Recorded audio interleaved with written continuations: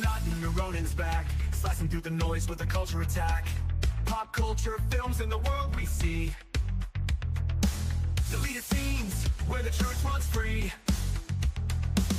Take care, stay strong, we're breaking the mold. Be safe, stay healthy, let the story unfold. From watch parties, reviews to the news we spin. Deleted scenes, yeah, this is how we win. Take care, stay strong, we're breaking the mold. Be safe, stay healthy, let the story unfold. From watch parties, reviews to the news we spin. Deleted scenes, yeah, this is how we win.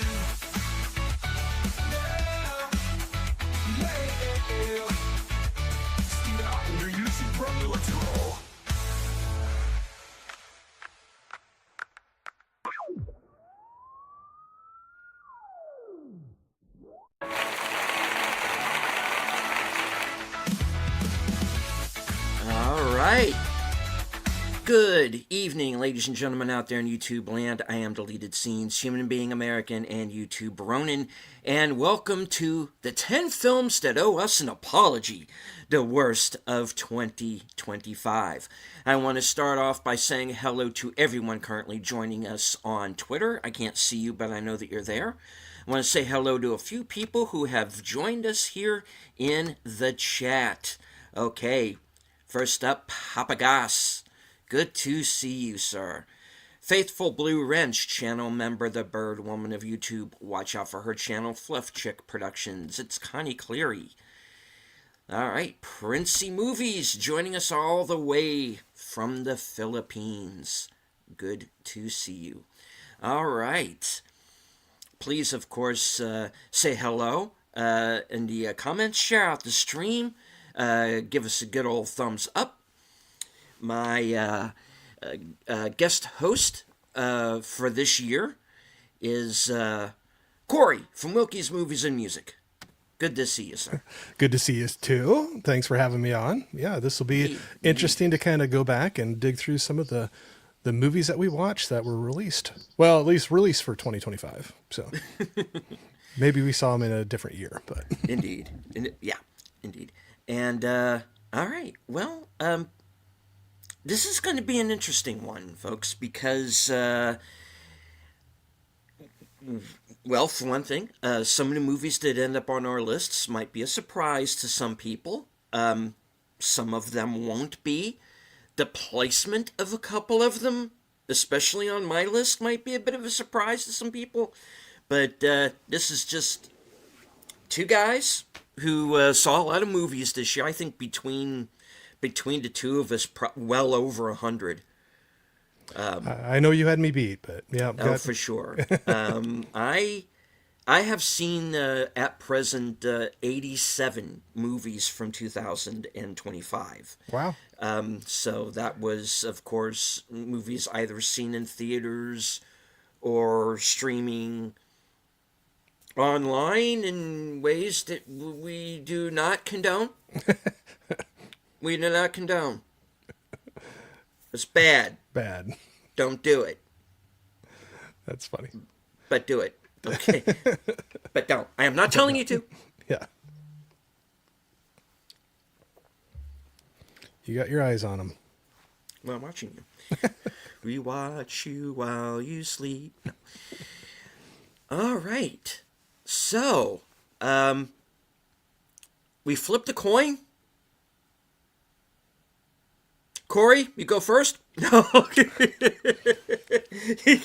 Well, you are the guest. You can go first if you like. If not, oh no, it doesn't matter to me. I'm fine either way. I'm fine either way too. Okay. You tell me. We might actually have to flip a coin for it. No. No, go ahead, please. Well, go ahead.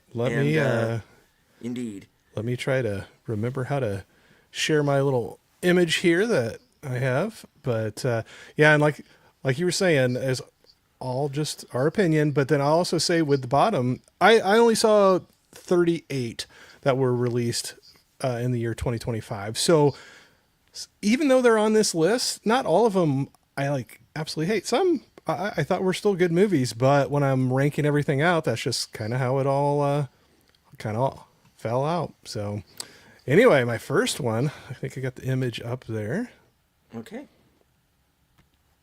is Roofman. And I know some people are going to get mad at me about that one. I know there's some people that really liked it. And there was things I did like about it, but overall it kind of fell flat for me. So anyway, that's my first on the list, going down through them. And I don't know how much you want me to go into it, or I can open it up. Oh, and you can. please give us why did Roofman not work for you? I think they were so.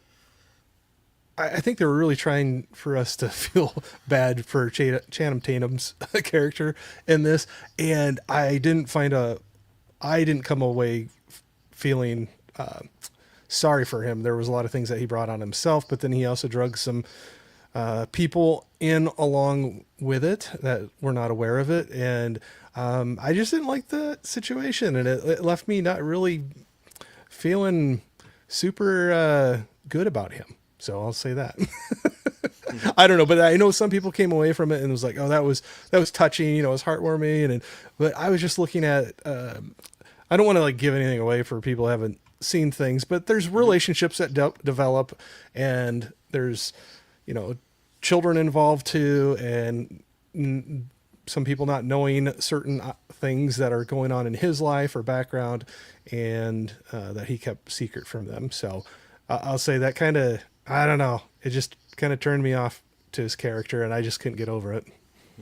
There were definitely some funny parts in the movie, though. Like I said, I did not hate the movie, but ranking all of them out, it's just. And like he's, I can't remember if you said or not, but this is going to be out of our bottom 10.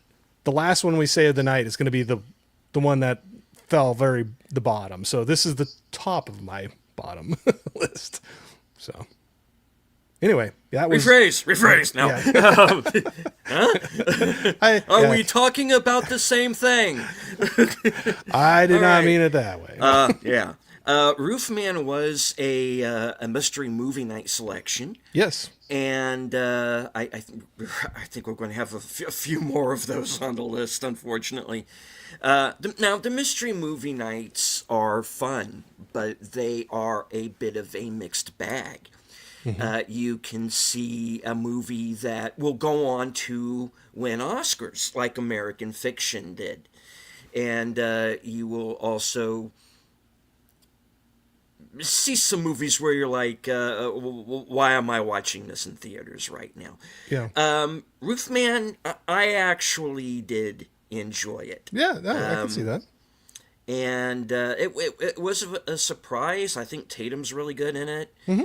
I think Kirsten Dunst is in it, and it's kind of a brave performance because she's not that little girl in Interview with the Vampire anymore. Yeah. She's an adult, and you see that. This is one of the first movies where I could see her as an adult, with her own kids and her own problems, and it's an interesting performance. Peter Dinklage is really funny. Yeah, I think he had some very funny parts in the movie. Yeah, for sure. he does have a couple of genuine moments in this, and at the end when he finally, that guy that he's been giving crap to through the whole movie, that little bit that they have at the end is pretty cool too. They had kind of their little moment. They did. I do want to say hello to a few people who've joined us in the chat. The host of Geeky Geezers, my co-host on Live from Sparkwood 21, Aged Boomer. Boomer is going to be joining me tomorrow night at 11 p.m. for reserved seats. That'll be right after his program, Geeky Geezers, at 9 o'clock. Lieutenant Giratina has joined us. Sim Fonte, who's I believe, a new name. I'm not familiar. Hello, welcome. Hope that you enjoy the show. We're only at number 10, so you haven't missed anything. Yep. And hello to our man from the future, Sashi. Good to see you, sir. All right. So, on to... yeah? No, I was just going to say, like I said... I still enjoyed the movie, but I don't know why that whole character thing, it just stuck with me and I just couldn't get over it. But it is, but not to keep on going, we can keep moving. Not saying it's a horrible movie. There was definitely some funny parts in it as well. But he is very much a character who brings his troubles down on himself. And it is your tolerance for that that will either make or break the movie for you. Right. And I think I would probably have a lot less sympathy for the real life guy than you do. And Channing Tatum just comes off likable enough in this that you're absolutely. kind of rooting Absolutely. for him. Yeah, absolutely. Despite the fact that he is sabotaging himself at every turn. Absolutely. But no, I feel you. And like I said, it is that characterization that's going to make or break the film for you. Yeah. And for the fact that this came from the director of Place Beyond the Pines and Blue Valentine, which are these much darker films. Right. To see something that is essentially, even though it has its dramatic moments, is essentially a comedy. Yeah, like kind of almost a That was romantic a comedy. surprise. A romantic comedy. It's a surprise. So, yeah, but I feel you. I get it. I get why that kind of got grated on you. Yeah, just a little bit. So, Okay. all right, I want to hear yours now. All right. Now, a movie that kind of grated on my nerves because it was a movie that was hyped up to me as being this kind of science fiction masterpiece in the making. And it is based on a book, which again was also very heavily hyped to me. So I was ready for this movie. It looked like something that might be right up my alley. Unfortunately, Mickey 17. Yeah, all right. So this is the movie that has Robert Pattinson going off on this space mission. He's on the run. He and Steven Yeun, they are on the run from. They're con men. They're on the run from a loan shark. They sign up for this space mission so they can get off of Earth and get away from this guy. And Robert Pattinson's character, who's the Mickey of the title, agrees to be cloned and sent off on these dangerous missions, and he keeps getting killed. So he is up to, when we meet him in the film, he is up to number 16, and they think he's dead, so they clone him, but he survives. So now there's two versions of him running around.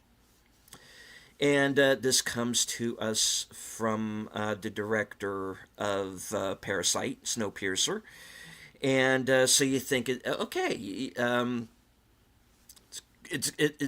we're going to get some social commentary, yeah.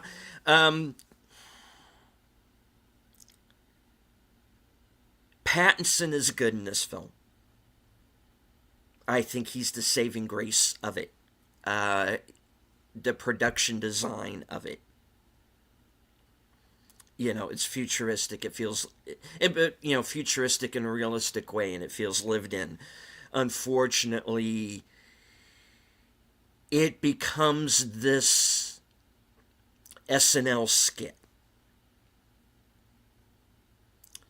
This basically Mark Ruffalo as Trump for 2.5 hours, and that man grates on me like you wouldn't believe.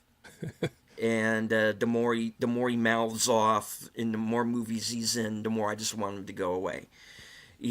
And they also throw in the whole. It's also one of those movies that's like they were expecting Kamala Harris to win the election. Oh. And there are two movies that did that. This and G20. And it's like I had to pick one of them. Yeah, so G20 is not on my list, but it is in my dishonorable mentions. Because that movie's not great either. Air Force One wannabe with a woman who can't kick above the level of her knees. I know which one you're And talking it just, about now. and just, and AI and a bunch of nonsense about Bitcoin. And anyway, the point is this movie just grinds on and on and on, and it's just SNL skit that won't end, and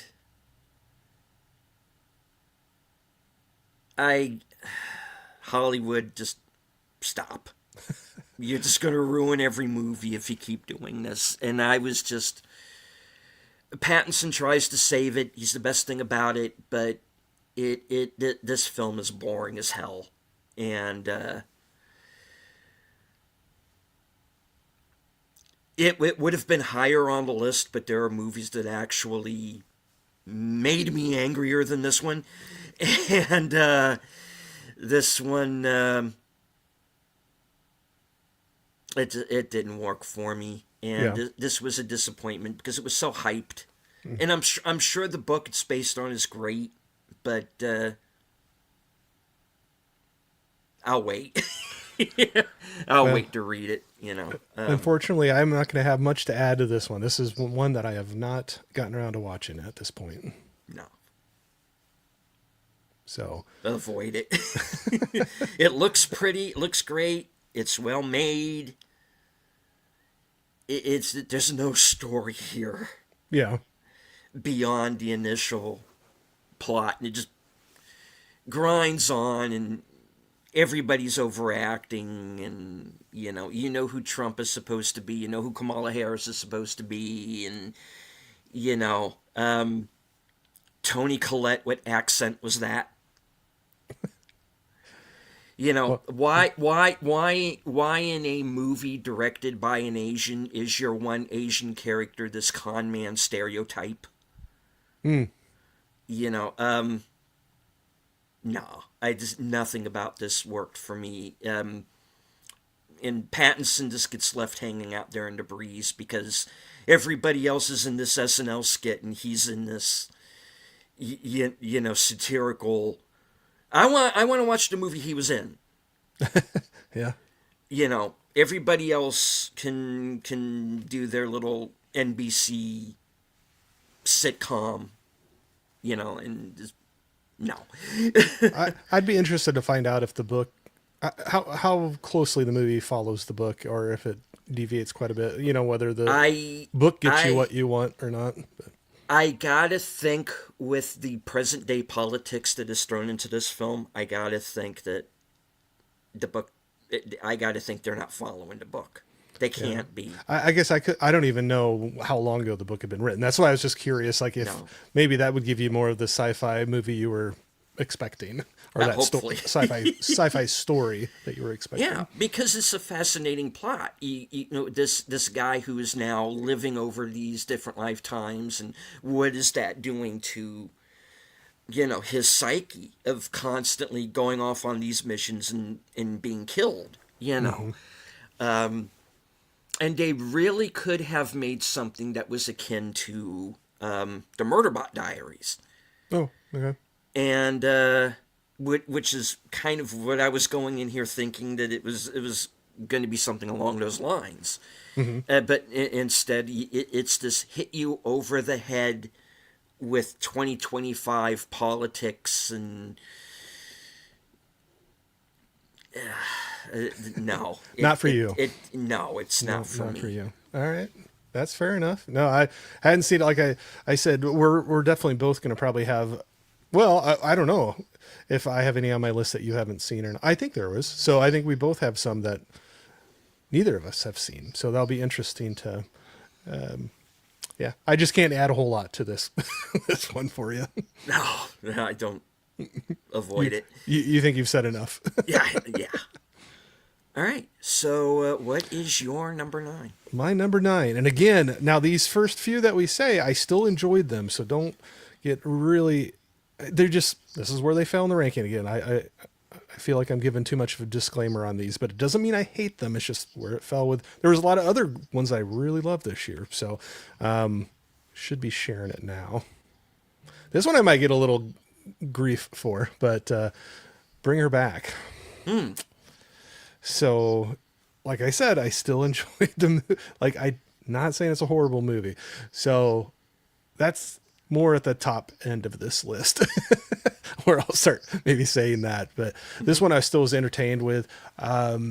So it's just a really crazy premise on this one, where these two children go into, they get orphaned, right? This has been such a long time since I've seen this one too. So some of these I'm trying to remember some of them, but they get taken into this home, like a foster mother, and she already has a kid there that just is kind of disconnected, acting strange, and things are kind of unfolding of maybe some ulterior motives and ulterior powers being involved with this. Definitely like these directors. It was the same ones that did Talk to Me, which I really did enjoy that one.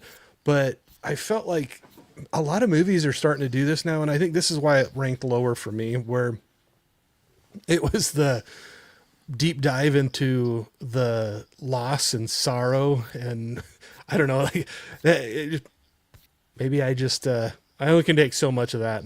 I'm like, okay, let's go on to something else. It doesn't mean it has to be happy movies all the time, but just deep dive into death, loss, sorrow, and what you would do to try to get, a piece of that back, or a moment of that back, and how far you would go to, what lengths you would go to try to do that. So I will tell you, this movie had a couple spots that made me cringe like crazy. There's a couple things in horror movies that make me cringe, or in any movie if they happen to have them. One of them involves teeth. And there was two scenes in this that had me cringing, and I think I kind of shut my eyes at one point. It was just funny. I'll watch some of the goriest movies, but there's like a couple things, if it involves those, I start grimacing, and that one definitely had two scenes in this movie that took that one to the limit for me. So I'll say that there's definitely some gore in this. I don't know. That's where I always feel bad. I don't want to say too much to give anything away if somebody hasn't seen this and want to see it. But I still think if you like horror movies and you're okay with like supernatural type of horror movies a little bit, I think it's worth watching. So again, I'm saying this first half of this list that we're talking about, almost the first half, I'd say are worth watching still, but there's just reasons that knock them down on my overall list for films released for 2025. And I think it just seems like there's been so many movies that have been leaning into that, the death, the loss, the sorrow, and I don't know, maybe I was just ready not to have another one. Yeah. So there you go. No, I get and it. you got to see this one too, right? I did. Yeah. This was another mystery movie, wasn't it? Another mystery movie night, and I did enjoy it, I guess, a little better than you did. I watched it twice because the situation was I walked into this movie late. Having seen it when I went around to watch it the second time, it turned out I had missed the entire first 15 minutes of this film. Oh, so yeah, you missed a bit. So then. I missed a lot of backstory. I missed the whole thing with the father, and how they wound up in that situation that they're in, and also that opening scene that kind of explains to you, okay, just kind of more going on here than just this the main plot. And so I did have to watch it a second time to kind of take it all in. I can understand that. Yeah. It was I thought it was an interesting film. Again, a film made by these two brothers, the Philippou brothers, something like that. They did Talk to Me. And I like this movie a little bit better than I did Talk to Me. Well, see, I'm flip-flopped on that one, but that's no, okay. I get it. Yeah, I'm weird because I like this one better, and most people like to Talk to Me better, and I get it. That's not weird. It's just different movies hit different people, in, different ways. So agreed. But and this is a movie that is made by YouTubers. These brothers, they started Raka Raka, I think is the channel. They started out as YouTubers, and they went off and they made their own movie, two of them now, and man, more power to them, because on my channel I am a big proponent of, as I say, be the competition, and they have gone out and done exactly that, regardless of what you might think of the final. Yeah. Absolutely, So, and I'd love to support this 100% because now there's been a few more, kind of following in their footsteps, YouTubers that are kind of breaking out of the machine, kind of, the Hollywood machine, and doing it on their own. I mean, they get help too, but man, just the way that they've gone about it, it's kind of breaking the mold of what was possible before, and it's cool to see, and I love supporting it. So don't regret seeing it in the theater, because that is definitely helping support keeping it going. And I think if you're into horror movies, it's definitely worth a watch. So don't hate it, but anyway. no, yeah, it is a gruesome film. Yeah, It's not going to be for. not for everybody. It is not going to be for everybody. No. It does get very brutal. There's a scene involving teeth. Yeah, that's what I was. That is very a very cringy, Two hard of the to look scenes. at film. I mean, piece of very difficult scene to get through. But absolutely. and even I was kind of like, ooh, yeah. Oh, okay. absolutely. Yep, those were the two that got me. Yeah, the kid who was on the cover, this young actor. Sorry, I'm blanking on his name right at the moment. I don't know it either. This kid is fantastic, and he goes through a lot during the course of this film. Yeah. And it's a hardcore movie. There are characters in this that you don't expect to see go down, and they do. Mm-hmm. And so this is a not effing around movie. I'll give it that. No. And Sally Hawkins is fantastic in it, though. Yeah.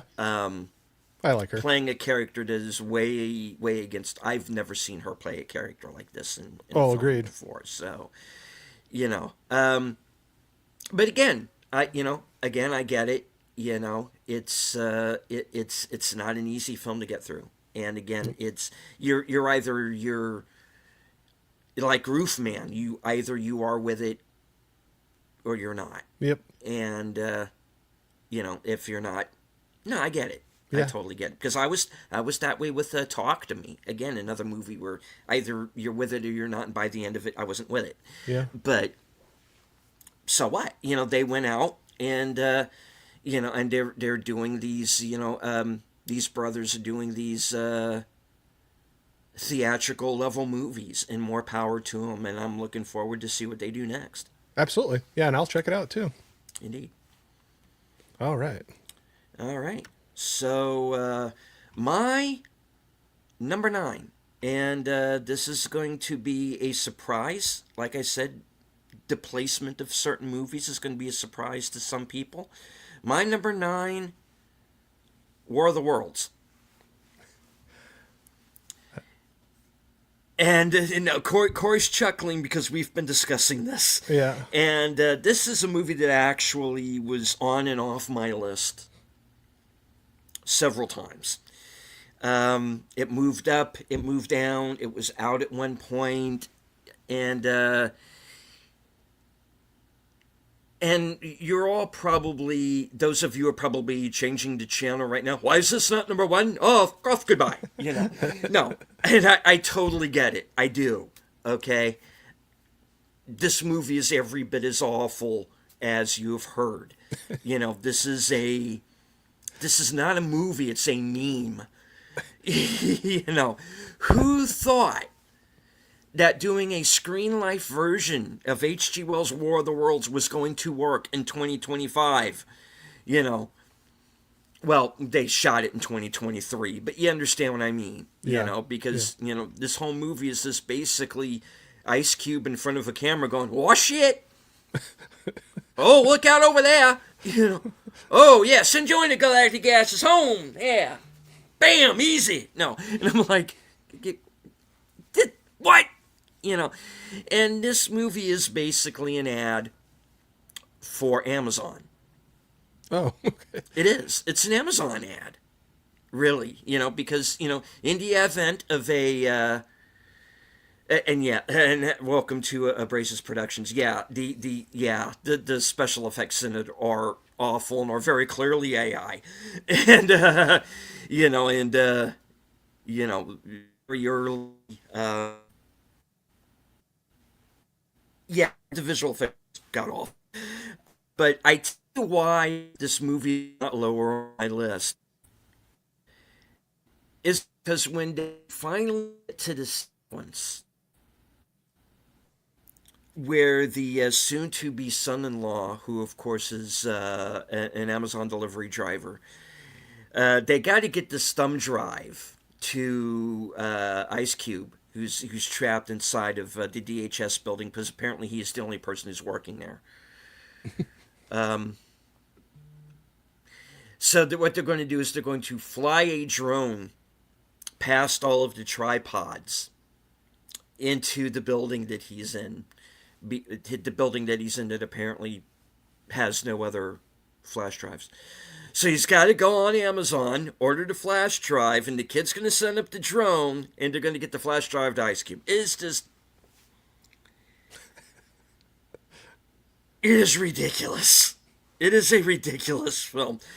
But at that point, that final half hour, 20 minutes, I laughed my ass off. And I was so... okay, just look at it as this is like a comedy. This is like a bad B movie from the 50s. And you can get through it because it's the only way to do it. The only way to get through this movie is imagining what the Riff Tracks version of it is going to be, because there's going to be one, and that's why when I rate movies as low as this, and we are getting down on kind of very low on my list. I call the level that War of the Worlds is on kind of worthy of being on Riff Tracks, because you can't watch it any other way. And I hope they do this movie because I can't wait for them to just like rip this a new one. That'll be the way you'd watch it again.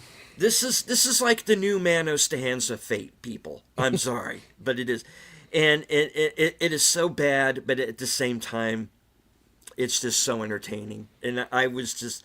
Think of it as a comedy, and you'll get through it. And I don't just... No. This is... You're staring at screens, and it's obvious that everybody was filmed separate. Nothing matches up. Nothing works. It is the worst adaptation of War of the Worlds. Yeah. I'm sorry. Look at it as a comedy, folks. It's especially that last half hour where it just becomes this video game where it's and shoot down that tripod. Yeah, get him. Turn it right. It's just like, oh my God, what is happening? And then okay, good, Jeff Bezos. Good, you had your laugh.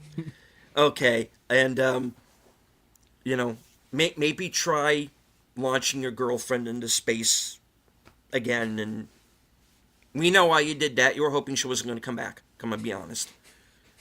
It was either that or this film. I don't know. I don't know who you were trying to get rid of first. Your girlfriend or your subscribers. I don't know which. Wow, but, deleted. You're wound up tonight. Yeah. You're bringing the heat on these. All right. Oh yeah. Wait until I get. Wait, you're just getting started. I am just getting started. This is fun. This has been fun in games. Now it starts getting ugly after this. So okay, Amazon's War of the Worlds, starring Ice Cube as William Radford, the one man who can rescue us from the alien invasion. Well, and this is going to be another. This is going to be another one that I have. I'm not going to be able to add any more on your pick here because this is another one that I never got around to watching. I haven't seen this one. Hello to Jamie Lynn Simons. We're only up to number. We just both finished our number 9s, so you're joining us just at the right time. And yes, you're welcome for the unboxing streams that no one watched, but that's okay. That happens sometimes. And Well, I think I still have my number 9, don't I? I thought Bring Her Back was your number 9. I had Roofman and Bring Her Back. Those are the two I picked so far. Okay. So this was your number 9, and this is my number 9. Yeah, because you went first, right? Or did I? I can't even. No, remember you went now. first. All right, you went first. Yeah. All right. So we're good. This was All right. All right, whatever. Let's keep going. I'm losing track. Hey, Larry. No worries. Hello to the Horror Cat Dad. I only hope they don't mess up the Blade Runner series. Yeah, right. Yeah, hopefully not. I'm fine with the 2 films we got. All right. All right, so Let's see. So let me take that down. Should be my number 9. Your number 8. Oh, Yeah, I know what I know. Yeah. No, I know what I did wrong. No. You're going You're right. back. Yeah, you're going in the other direction. Well, no, I'm looking at my spreadsheet, and I forgot I put a title line on there that's adding 1 to each of them. So when I'm looking over to the spreadsheet, yes, it says it's row 9, but it's the 8th one because the title is in the 1 spot. So anyway, never mind. But yeah, I saw what I was doing. I'm being silly. There we go. I just shared my picture for my number 8 after you got me figured out and put on the straight track, but I got Tron Ares that I put in here. So I still enjoy this movie. So we're still in the ones I still enjoyed. So I'm going to say that again, my disclaimer. But I was let down with this one. So I will say positives. Well, let's start with the negative, then I'll go into the positive. Let's end on positive for it because I did overall enjoy the movie and had a good time with it. But I really maybe this is another hot take too, but I really enjoyed the Tron oh gosh, now I'm blanking out, right? Legacy. And I have a lot of great memories of taking my son to that. He was pretty young when we went to it, and I really enjoyed that one. And I was excited for that story to continue on and to even if it wasn't the same main characters, but tie it into it. It just felt like this wiped that clean. They had some mentions at the beginning, and it was kind of like, yeah, they just kind of disappeared. They're gone. And then they moved on. And I agree with you. Legacy was way better. I really enjoyed Legacy. I still can go back and watch that one. Some of that's like I said, the nostalgia watching that with my son, but really like that and the soundtrack for it. Anyway, I just felt like they just totally just shuffled that one into the trash bin, and because it just felt like they got brushed off really quickly at the beginning and moved on. So that was my biggest disappointment. I thought there was going to be something building off that story more than this, than just brushing them away right away, and then like almost in the title credits scene, like when opening up, and then running into this whole different story. So that was my big disappointment. I will say positives for it. Soundtrack, they had another killer soundtrack for this. We had Nine Inch Nails with the score for this in the soundtrack, and I thought that was another great one. So Legacy and this one both had great soundtracks in my opinion. Daft Punk for the Legacy, and then now Nine Inch Nails. So love that. Still just can listen to this one on its own, and it was a beautiful movie. I thought. I just the aesthetic of it, the whole look of it, I thought it was a beautiful movie. So they had that going, and there were some good action sequences I felt as well. I thought it was kind of a cool idea though too, of now it's kind of a reverse where we have their world coming into our world instead of the other way around, and how that interaction takes place and what the rules are there. And so I kind of thought that was cool to see how they played with that a little bit with it. But overall, it was just such a disappointment because I really, like I said, really loved Legacy and was looking for more of a tie-in with that and more of a continuation of that storyline. And I think that just got squashed right away and they went on a different route. That was, in my opinion, but yeah.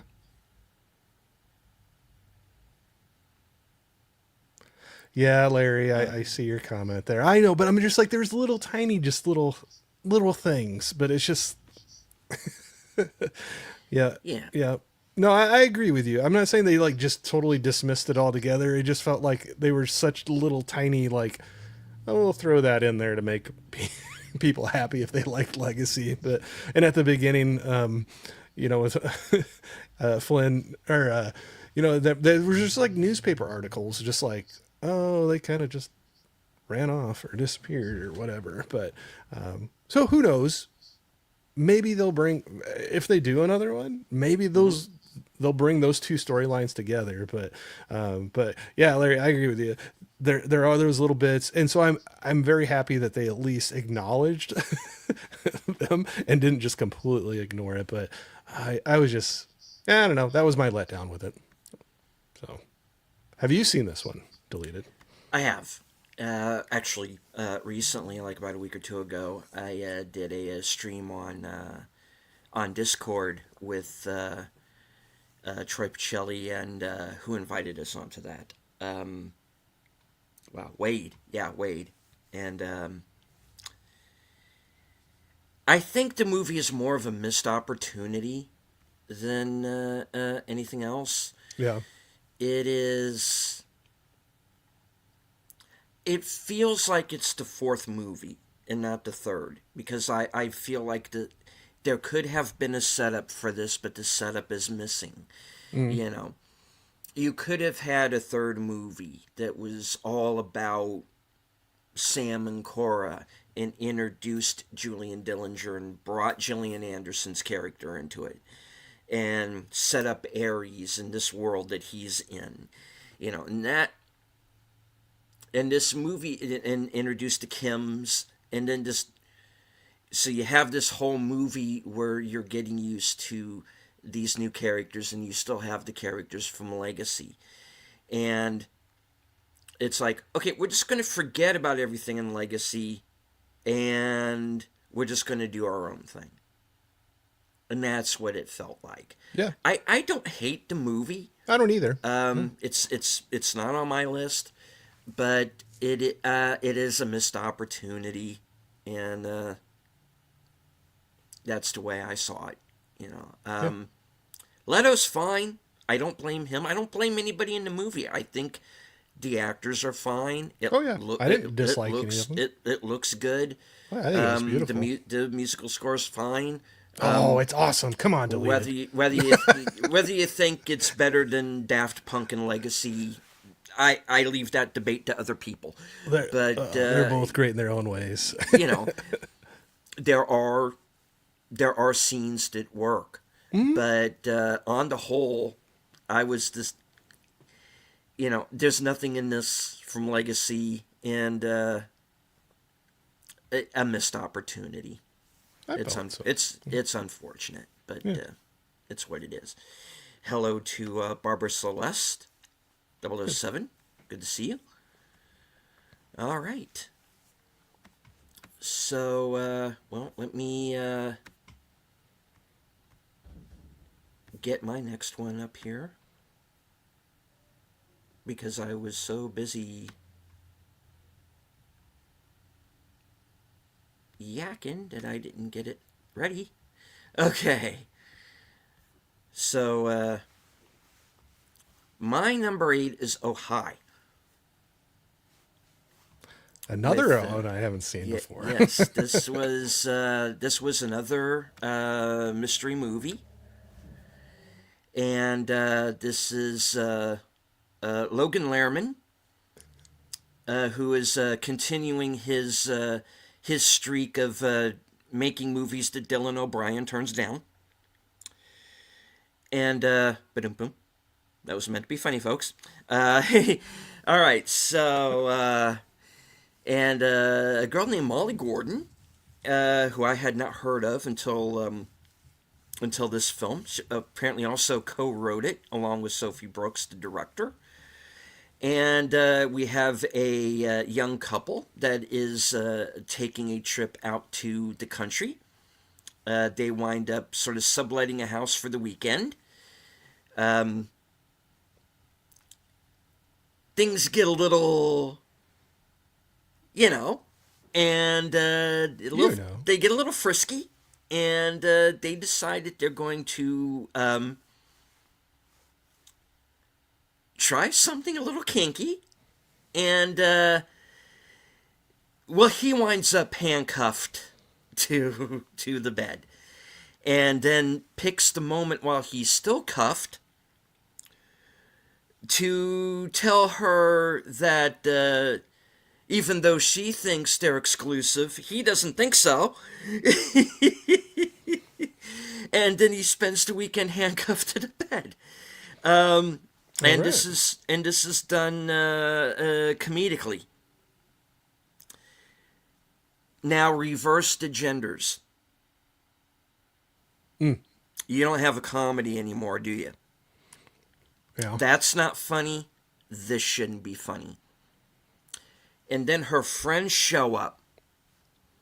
And instead of, oh my God, what the have you done?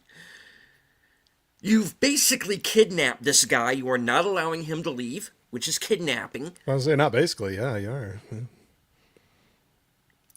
But instead, they're like, oh, what do we do? I don't know. Do we keep him up there? Do we drug him? Do we kill him? What do we do? And I'm like,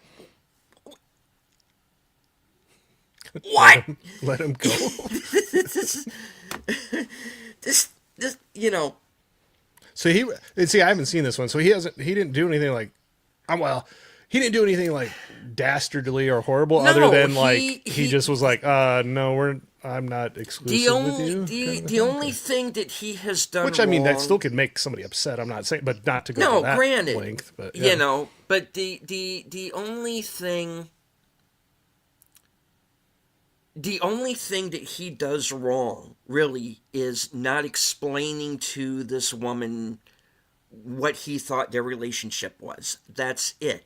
This is a miscommunication that can be simply taken care of in one conversation between two adults, and they are adults. However, everybody in this movie does what every character in the movie meant for Gen Zers does. They walk around like a bunch of retarded children. And that grates on me. This is like Starfleet Academy if you're trapped in one room with all of the characters for an hour and a half. I haven't seen that either, so I don't know. But Yeah. I mean, and not to give too much away, like without me seeing it, but is she wanting to do something bad to him, or was she like hoping that if she had his undivided attention for that length of time that she could talk him into it? I will make him love me. Okay, no, I didn't know which way it was going. That's the thing. Okay. But the thing is this woman she has issues. She's got mental issues.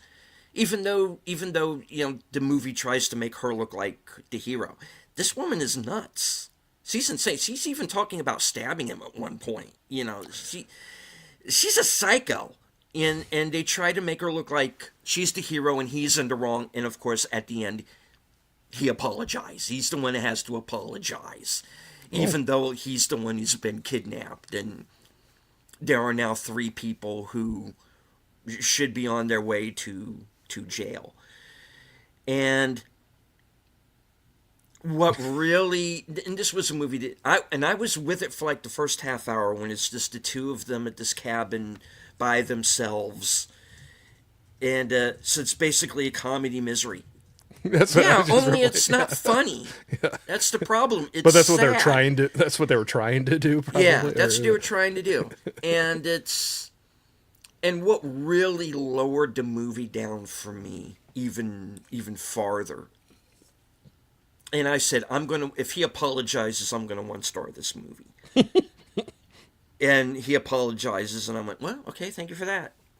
Thank you. No more calls, and congratulations to Dylan O'Brien that Logan Lerman got this part, not you. Because I am convinced Logan Lerman is in all of the movies that Dylan O'Brien reads the script for and goes, no. I'm going to do a movie with Sam Raimi, thank you very much.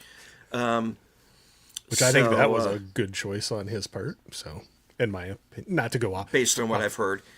Yeah, so what really brought the movie down into 10 worst status for me was when I found out that, like I said, the director and the star co-wrote this movie together, and they saw this as therapy. And I'm like, thank you very much, but I am not interested in being a part of your 90-minute therapy session. You know, and this is something that I'm getting really tired of in film, which is having to sit here and listen to these people talk about their emotional hang-ups, their mental problems, their sexual hang-ups. I am not there for that. Do not put it in a movie. Do not put it on the big screen. I am not here for that. Don't try to make kidnapping funny. Don't make drugging a guy up and leaving him in the middle of the woods funny. It's not. If the genders were reversed, do I need to say more? I mean, no. This movie is kind of despicable, actually. Yeah. And honestly, in retrospect, I probably should have put this higher. I was going to say, are you talking yourself into bumping it further up the list? Or, Yeah. Or down the list, am. or however you want to look at it. But it's too late now. I'm in the middle of the show. But, yeah. Skip. I know most people don't even know what this movie is, but it came and went, thank goodness. People saw through this thing. And, yeah. Well, understood. I won't put it high on my watch list. All right. Let me see if I can get... Or do you want to hit... You want me to... I'll just... Whenever you're ready, You're number 7. Yep. Yes. The movie I kept forgetting was in 2025. That's because it was my first one I think I saw in the theater for 2025, but I have Wolfman in this spot. Again, this is still in the tier of me not hating the movie. I didn't hate the movie. Again, I think it was kind of, in my mind, what caused it to fall into this list was along the same lines of what my reasoning was for Tron Ares, is expecting something and getting something different going into the movie. I still appreciate this movie, and I still think people could go and enjoy it. But man, when I heard this was coming out, I didn't know much more about it other than, Wolfman, it was coming out. But in my mind, I was thinking, wow, this is going to be kind of like a reboot, reimagining of the classic Universal monster Wolfman, and just a new reimagining of it. And yeah, they definitely reimagined it, but it just goes in a completely different route. And again, I think it's more my hang up of having a different idea or preconceived notion of what the movie was going to be. And I just came away disappointed from it because of that. I think somebody that doesn't go in with that thought like I did, or doesn't know anything about the old classic, Universal monsters, you probably would have you could have a lot different feeling about it than I do. But again, don't hate the movie. So still a part of that list, but I think it really, really threw me off. I was expecting something completely different. So you can say that's on me, and I won't argue that. But it definitely did, just like I said, came away with a big disappointment because of what I thought I was going to get and what I got. I will say that it does go in some interesting I don't know, the imagery or the what they're going into, but basically this family's going out to this old abandoned house. I won't go into the whole story of why and everything, but there was rumors and legends of something in the woods, and things start happening. And I'll say it takes more of a route of almost like a analogy of,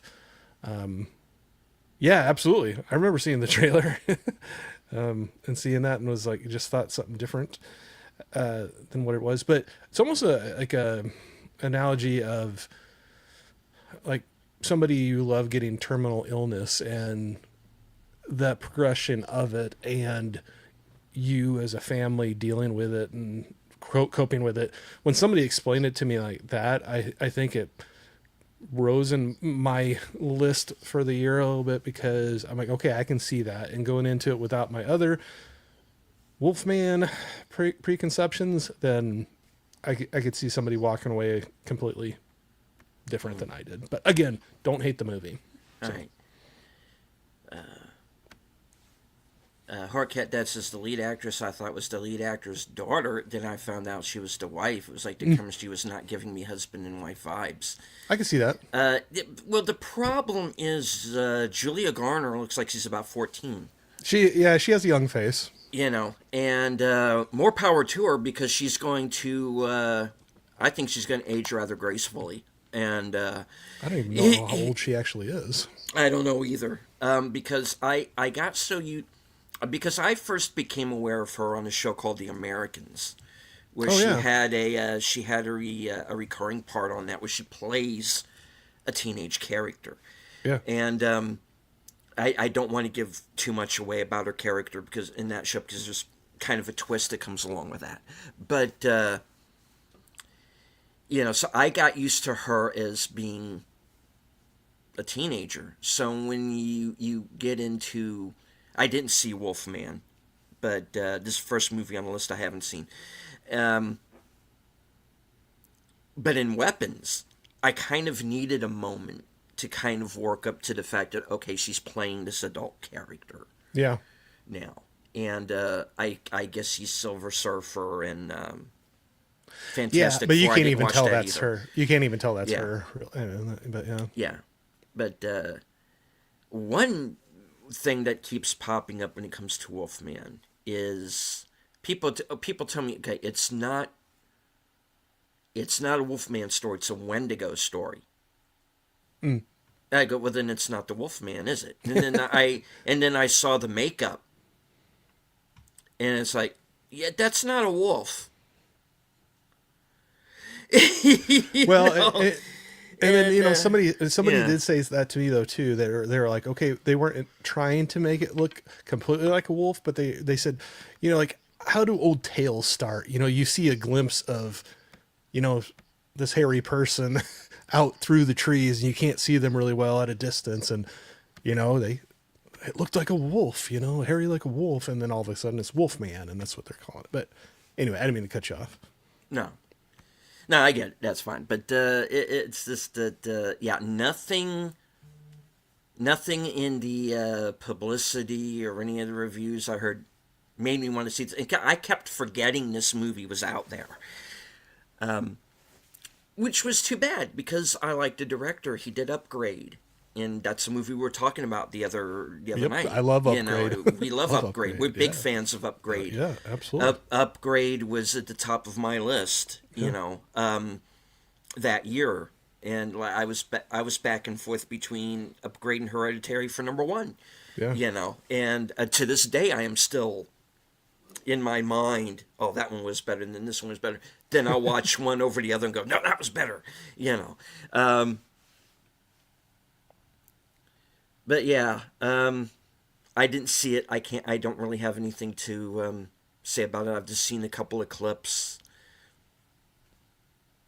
Yeah. Yeah, this again, this sounds like a movie that was more of a missed opportunity than anything else. But if this is an attempt to bring back the Universal characters, because of course he did the Wolfman, not the Wolfman, he did the Invisible Man before this, and yeah, I don't think we're off to a good start. So, It just wouldn't be what I was expecting, but I'm also not a director in a spot where I get to, do those things. But going back with, I honestly would like to watch it again after hearing that analogy about, families dealing with terminal illness and going through that. I could see that thinking back through it. And so I would like to watch this one again. Oh, that's all I got to say about that. alrighty. Well, then we will move on to my number 7. Another one that I think will surprise people that it's not higher. Snow White. All right. Another one I haven't seen. Yeah. Hopefully the last time I will talk about Snow White. All right. I ended up watching the film through my own carelessness and foolhardy behavior of saying that if I got $100 in super chats during a show, I would watch and review Snow White. To which our friend FKHC 2005, aka Tim Bastard, then immediately super chats me $10 super chats. He really wanted you to see that one. Yeah. If you say you're going to do it, you got to do it then, right? You're like, I should have made it a higher number. No. I am a danger to myself and others. So, all right. So I saw Snow White, and yeah, it's bad. It was a train wreck from the start, and they knew it, which is why they basically filmed 3 different versions of this thing and ballooned a budget up over $300 million, and that's why they're $170 million in the hole right now, and Rachel Zegler's in London trying to find work. Now, once I had gotten to the point where I had seen it, the furor had kind of died down, so I could kind of just stand back from it all and just look at it for what it is. Yeah. And I'll give Rachel Zegler this. She's actually the best thing about the movie. Rather ironically, after everything she did to tank it, she's the best part of the movie. You know, there is an on-screen presence there. She can sing. She can act. The script gives her jack squat to do except to throw out all of these little, quite frankly, communist parables. And that's really what it becomes, in the end, which is another reason why I didn't. It's quintessential 2025 frickin' Disney, folks, and I was more bored by it in the end than anything else. People say, well, okay, look, Gal Gadot, yes, miscast. She's not good in the film. Not entirely her fault, but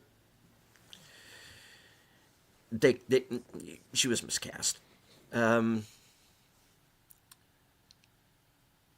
You have people who very obviously did not respect the source material.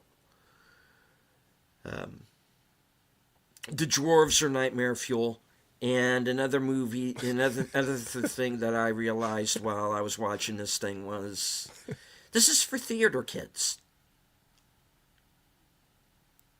This is for Gen Z New York theater kids who think that Dear Evan Hansen is the best thing that's ever been done, And This is a movie that was not made for me. No, fair enough. And I can understand. But I'm not angry about it. This is not, well, we didn't make it for you. Not like that. It's like, this movie is not for me. Yeah, not every movie is for average person. And I guess that's why it's not higher or lower on the list, however you want to say it. But Yeah. yeah, I was more bored by it by then than anything else. It's a nothing burger of a movie. It should not have been made. And Disney's paying for it right now because they lost 170 million on this thing, and it didn't have to happen. You Yeah. know, they could have just re-released the original animated film in theaters and made a mint. Oh, probably just like Jaws being re-released, or it was beating out a bunch of newer films that were, Yeah. when it's at. But that's the thing. It's like And some people. There's still a market that craving for the old nostalgia for the original, the classics. But, indeed, and I'm going to go into this more tomorrow when we do the best of show at 6 p.m. Eastern, 5 p.m. Central. that's right. And but I got to tell you, some of these reissues were better than any movie that we got this year. And I'm like I said, I'll talk more about it tomorrow. But yeah, I'm at a point where I would rather see a movie from 40 or 50 years ago than any of the newer films. Yeah. And that's the sad state of affairs. Horror Cat Dad says, sounds like those theater kids it was made for didn't show up for it given the box office. No, because they saw through this. They know they were getting played. That's the thing, is that, yeah, it's obvious that it's made for a specific audience, but it's also a movie that makes that specific audience look stupid. And it's like, if you fall for this, you're an idiot. We think you are stupid. This is, and Oh Hi is a movie that thinks you're stupid. Snow White is a movie that thinks you're stupid. There's a couple of movies coming up on my list that are, or you could pretty much put to that category.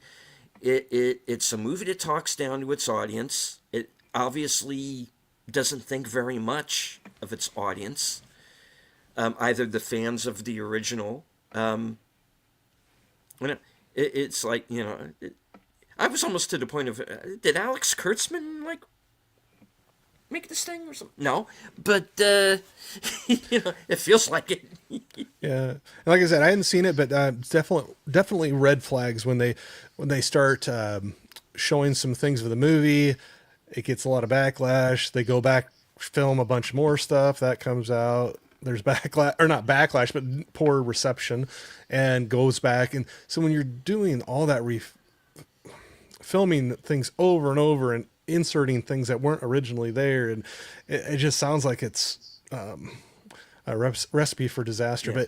But again, no matter what you think about what she said, I've heard that Rachel Zegler is super talented and has a beautiful singing voice, and I've heard she does amazing in the big Broadway productions. And and I know you're making a joke about the theater kids, but that's a great talent. I've seen a few big kind of Broadway type productions, and it's amazing the voices, the talent that they have on the stage. And I heard she really shines on that. So I'd be interested to see her do something like that, just to have a comparison, I guess.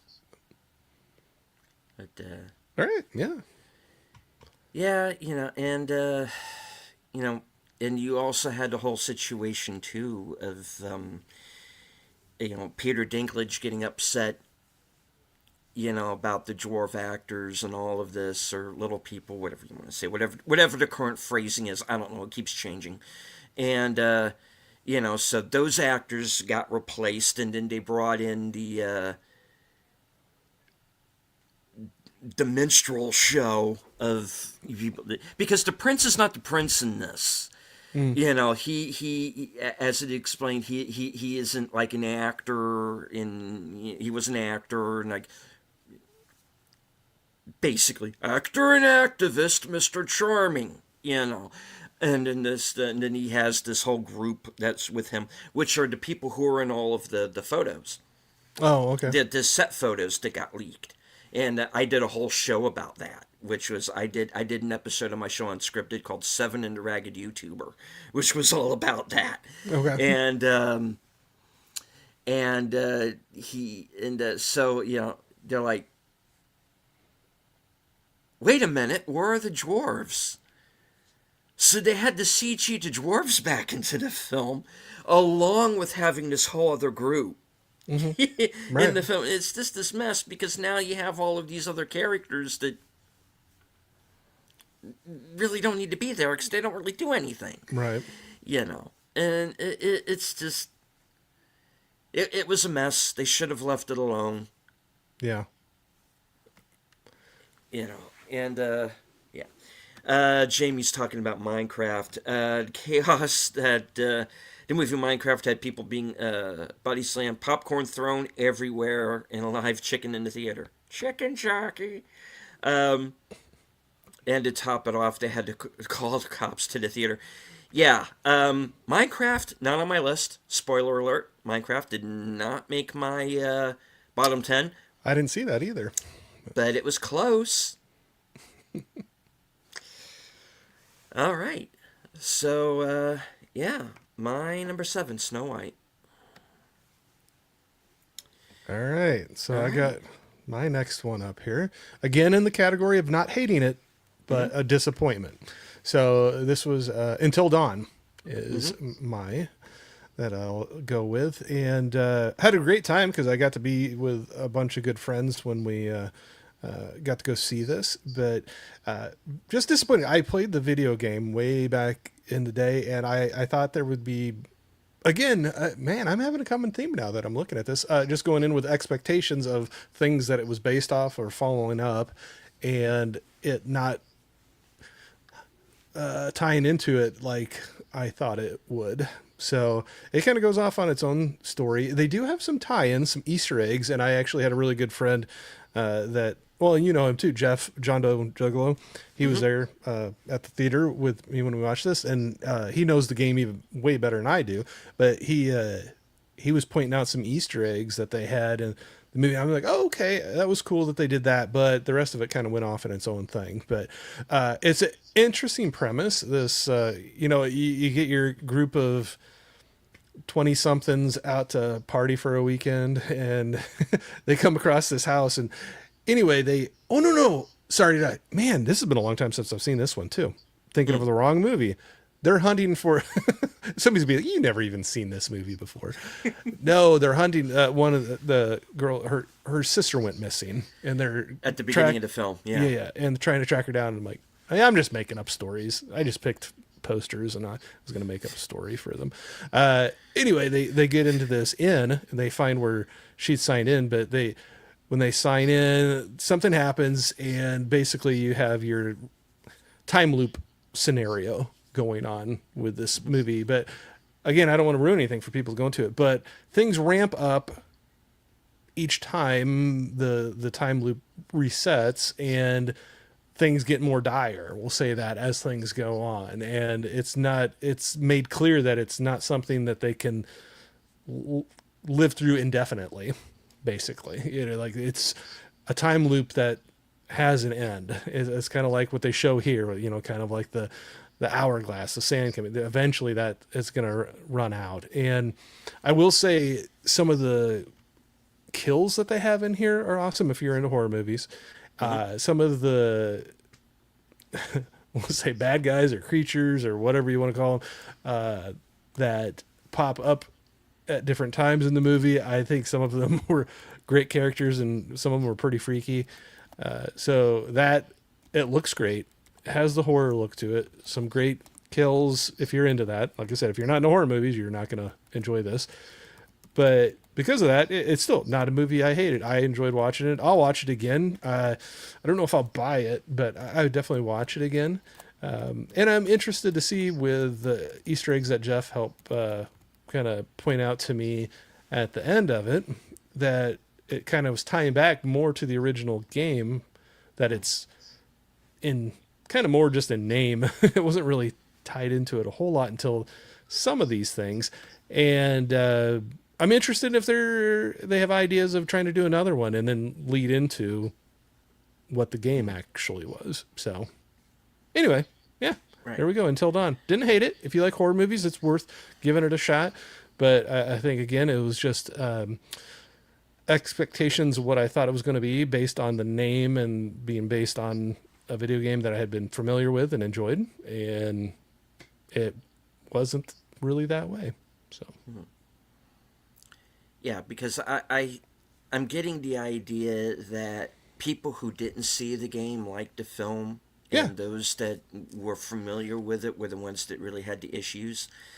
well, except for Jeff, he really loved the game. He knew the game really well, and he loves the movie. And I was like, that's awesome. I was like, Yeah. I'm so happy that you enjoyed it. Not saying I didn't enjoy it, but this was one of it. I think it was way up there for him. So anyway, but It's yeah, not- but I agree with what you're saying. If you go into Yeah. it like completely not knowing and having that expectation of what you think it's going to be, Because that'd help this is the game that has like Remy Malik and everybody in it, right? yes, yes, Okay. yep, yes, Yeah, because that what little I have seen of that certainly looks interesting, definitely. Yeah. But I kind of got the idea, and I didn't hate the movie either, because I think on its own it's fine. I'm just saying I'm kind of getting the idea that this diverges from the game, oh yeah, and for sure. you know, I am someone who is of the mind of, okay, obviously you like the property, you bought it, you wanted to make a movie on it, make what you bought. And I'm kind of getting the idea that they just, oh no, we're going to do our own thing. You know. Yeah. Like I said, on its own, by itself, is a movie.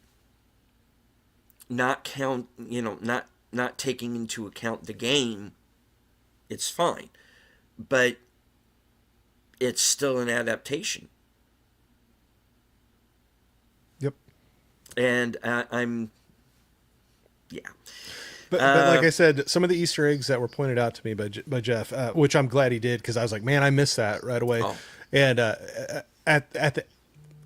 anyway, it kind of makes me wonder if they're going to lead into, if they ever do make another one, if they were able to, whether they would lean in and be more based on the game. So so anyway, I'll be interested, and and whether this ends up being kind of like a prequel, basically, to the game instead. Yeah. So. But yeah, Yeah, yep, if they do it that way, then you do kind of have to reevaluate this. yeah, absolutely. But again, a movie I would probably put it in the your mileage will vary. Yeah. But if you like horror movies, I think it's worth giving it a shot. Especially if you're pops up on one of your streaming services or something like that, definitely give it a chance. If you dig horror movies and or the time loop type of scenarios that some movies do. So I thought it was interesting, and some of the aspects they had in that. So, and it made me jump. They had a stupid jump scare in there, and I was sitting next to some lady that on my left, she was on my left hand side, had no idea who she was, but the way the seating was, I felt like I was super close to her. And then some of the friends were like in front of me or like to the side. I think I scared her to death, because there's a jump scene in it where I jumped. Then I saw, after I jumped, I saw her out of the corner of my eye jump, and I turned and I go, I'm sorry. And she's like, that's okay. But yeah, anyway, hate jump scares. Come on. All right. So, my number 6, and another movie that went up and down on my list several times, Love Hurts. Oh, okay. I haven't seen that one either. Ke Huy Quan and Ariana DeBose, Daniel Wu, Marshawn Lynch, and Sean Astin.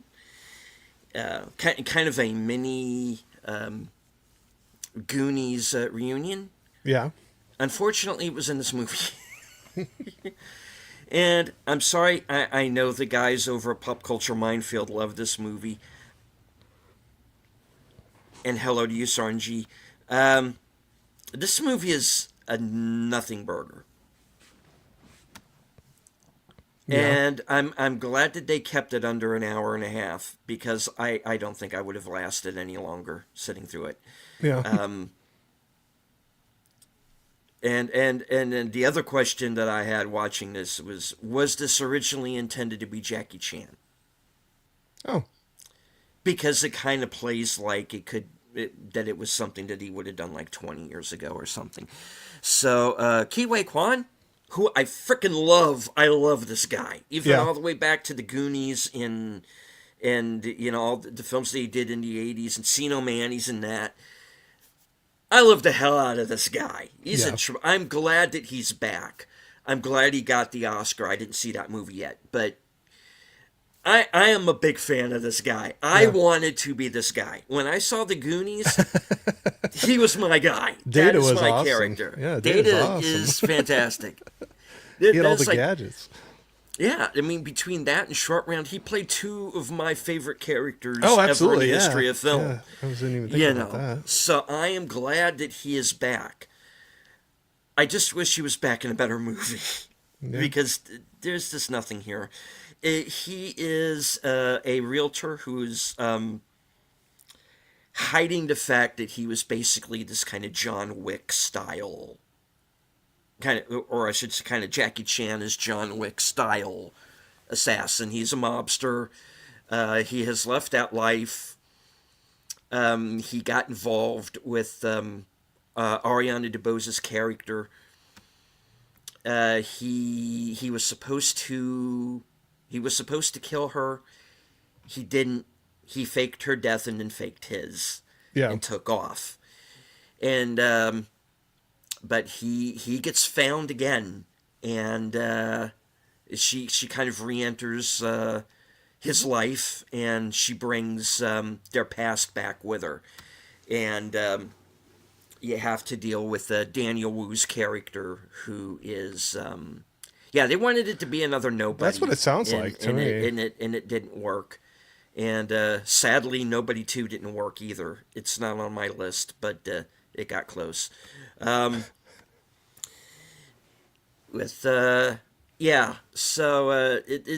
And I think this might have had some of the same people who were involved with Wick and Nobody. And there are moments that do have that feel to it. Yeah. But very few. And it's a shame. It doesn't work. The romance doesn't work. I don't buy them as a couple at any point in the film. It goes off on these tangents. There's a character who completely disappears from the film. I don't know what happened. They kind of build up like he's going to be a major villain. Disappears from the film. I think they kill him off screen or something. I don't even remember. And it's got these weird kind of tonal shifts. What happens to Sean Astin's character in this is unnecessary.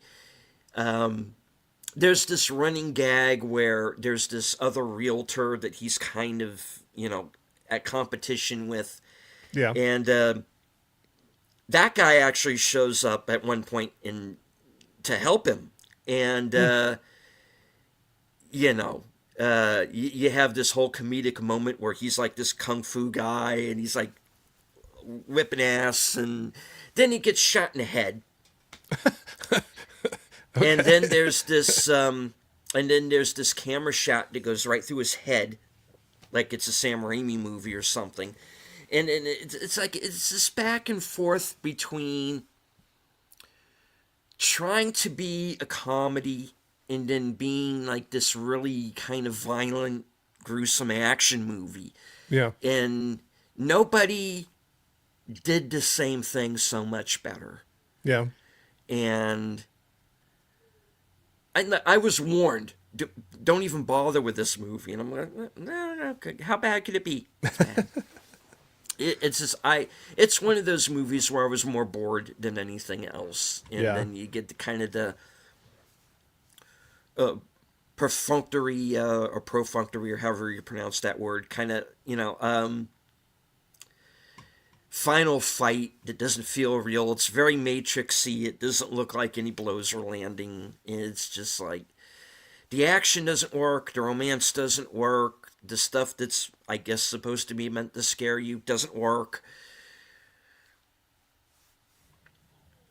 Yeah, I miss There's this really one. nothing more I can say one. about it. It's not good. And yeah, This is one I missed, but Yep. it looked promising to me when I saw some initial trailers. But yeah, yeah. oh well, can't But win them it- all. Yeah, the good news, they keep it short. It's like 83 minutes altogether with credits. It's, yeah, I'll give it that. He's great. He's good.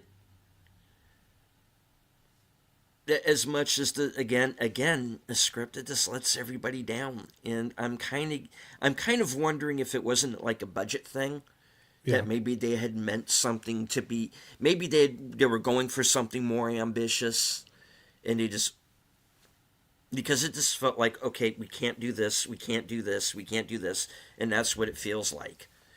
yeah, And again, and this is something that's kind of a theme with the movies this year, got from last year. It's just, everything feels like a missed opportunity that just could have been better. understood. Yep. All right, shake it out, guys. We're good.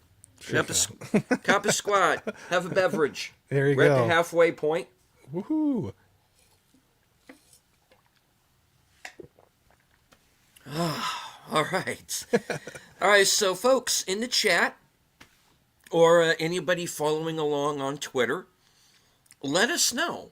What were the movies that you hated this year, or that you were disappointed by? Let us know in the chat. Given what you said about going on tangents, maybe it did end up causing them to dial it back. Maybe, you know. Who knows?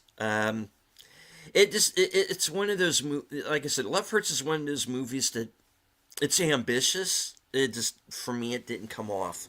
It has its fans, like I said. I know Pop Culture Minefield did a show on it. I was on it, and I was kind of like the dissenter, like, no, you missed the point. This movie sucks, and and they're trying to tell me, no, this is a great movie and it's a lot of fun, and it's like, no. I wasn't feeling it. All right. So, Corey, you're number 5. Yep, Dead I have of Winter. Dead of Winter, Emma Thompson. So this one I didn't hate, but I didn't like. It was just kind of there for me. Yeah. But, it was another one of the mystery movie night movies that we had, and yeah, it was kind of an interesting one where wasn't it like northern Minnesota, or it was somewhere like that, because she definitely is laying on the accent. Emma Thompson is. Oh, It's, for sure. Yeah, it was northern Minnesota, because they were throwing out skull, that's the cheer they do for the Vikings and everything. So it's like, all right. Anyway, so she basically has this love of her life. They grow old together, and he passes away, but he had this last wish of going back to this lake that they met at, to I can't remember if it's remains or just some of his things to take back there. Hey, Tiana. Hey, Tiana. So she's going back up to this cabin anyway, boils down. She runs across some bad people. They're doing bad things to try to get some money. I don't want to give anything too much away, but she's up there, but she's lived this full life with her husband of fishing and hunting, and being out in the wilderness and the cold like this. And so she has a little bit of a hand up, I think, on some things, but it just kind of fell flat to me. I don't know. The story didn't really track well for me. I found it boring in parts when it was supposed to be this, like it says right there, this big thriller, psychological thriller. I didn't really get that with it. And No. I don't even know what else to really say about it other than that. It fell flat. I kind of was bored with it. And, yeah, Emma Thompson was definitely laying the northern Minnesota accent on pretty thick. Ah, jeez. In the movie. Yeah. Yeah. Oh, jeez. Oh, jeez. We're in the middle of a kidnapping here. Oh, boy, Right. I can't remember. And she'll say like, yeah. Anyway, like, sorry about my language, and she said, "Oh darn," or I Oh, can't even remember darn. what. Yeah. Anyway, No, I'm sorry. I it was pretty apologize heavy. for my language. It's like, She was laying it on thick, but it's, oh, jeez, we're doing Fargo here, eh? yeah, it What do you mean it's not Fargo? yeah. What? No, I prepared for this. I watched everything Francis McDormand did. Come on.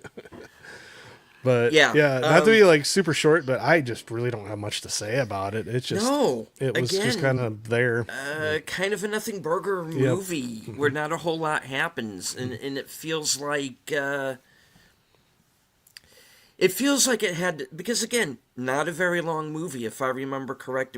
It was like around an hour and a half, and because again this was a Mystery Night movie, and yeah, it didn't feel like there was enough material the for the time, and again, um, the actors are fine. It's not a poorly made film. It's just nothing really happens, and it just kind of it just kind of plods along, and it's unfortunate. Again, I wanted to like this one. I really did. When I Yeah, found out that this was going to be the movie, I wanted to like it. Okay. We'll give this a chance. yeah. And I like Emma Thompson, so I was I like Emma Thompson. I like Judy Greer, and yeah, it's kind yeah. of She's yeah, a different character for her. She was in The Long Walk earlier this year as yeah, well, yeah.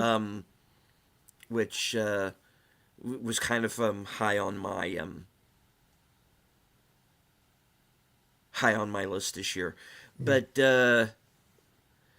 yeah, yeah, yeah. That's all we. That's all Again, we need to say about this one.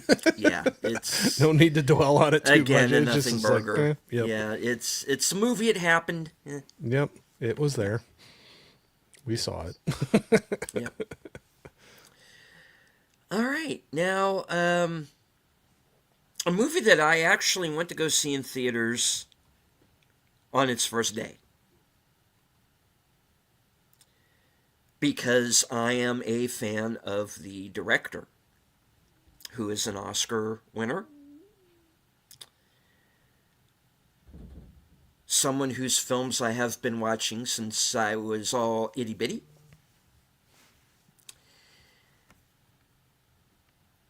Flight Risk, Oh, yeah, directed by Mel Gibson. yep. I refuse to believe Mel Gibson directed this movie. Oh my god, where do I start with Flight Risk? Do I start with Wahlberg's bald spot? Do I start with the fact that he spends the bulk of the runtime threatening to grape Topher Grace? All right. Do I, do I, do I bring up that Michelle Dockery's miscast? Do I bring up the fact that... Do I talk about the AI moose at the beginning of the film? See, I haven't seen this one either. Man, you're getting a lot of them I haven't seen. So.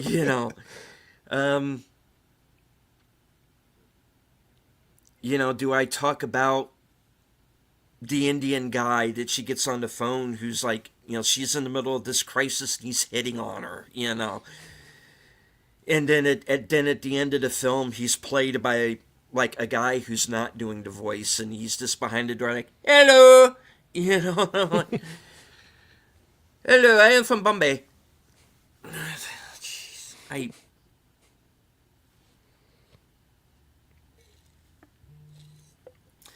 Now, I'd actually heard of Flight Risk before it was a film because I know it was on the Blacklist, which is the for those of you who are not familiar with the Blacklist, this is not the James Spader series that I'm talking about.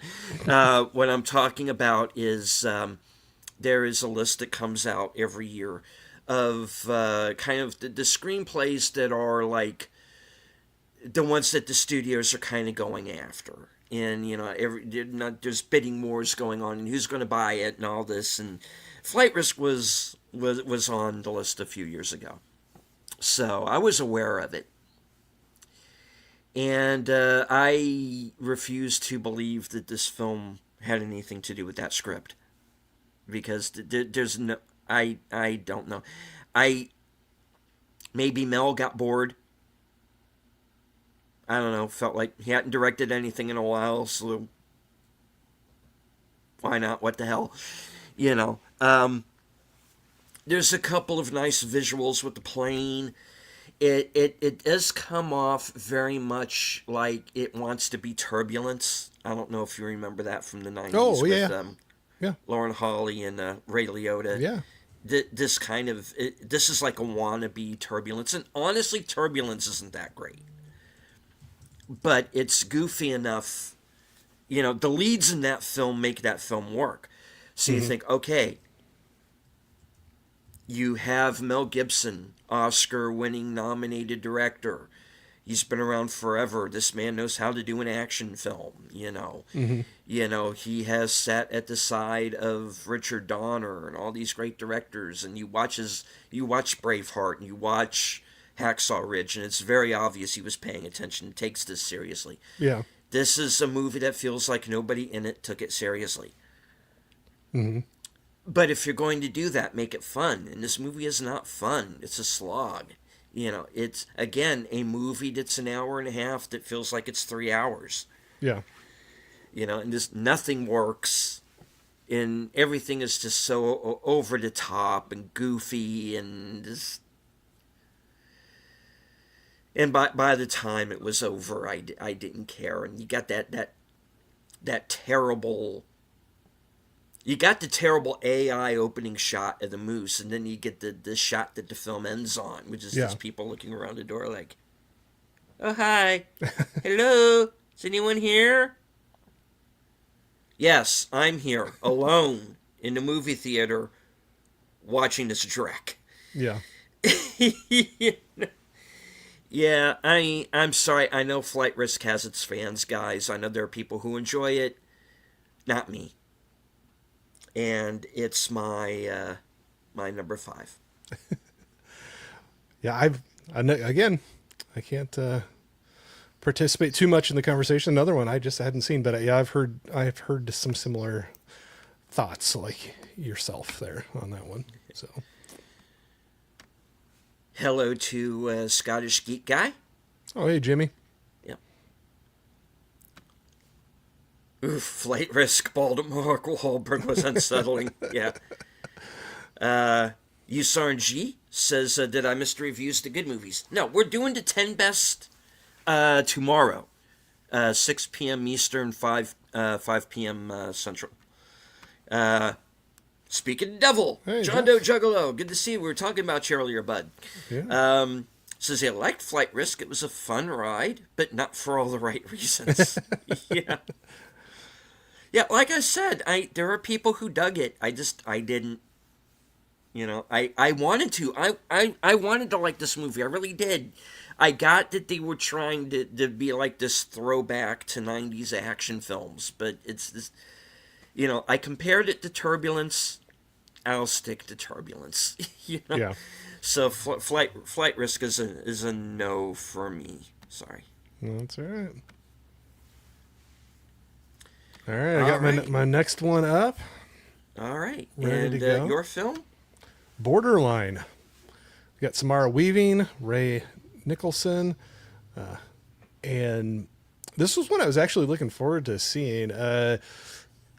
It looked just kind of offbeat, and I like Samara Weaving quite a bit. Ray Nicholson, I've liked some of the things that he's been in. He's definitely owning, I think in this movie too, his kind of crazy spooky side, or I don't know what you want to call it, but yeah, basic premise of the movie is Samara Weaving's character is this gigantic superstar, like top of the world, kind of like your Taylor Swift or something, like very, very rich, very popular, faces all over the place, music, videos, posters, magazines, whatever. She's all over the place.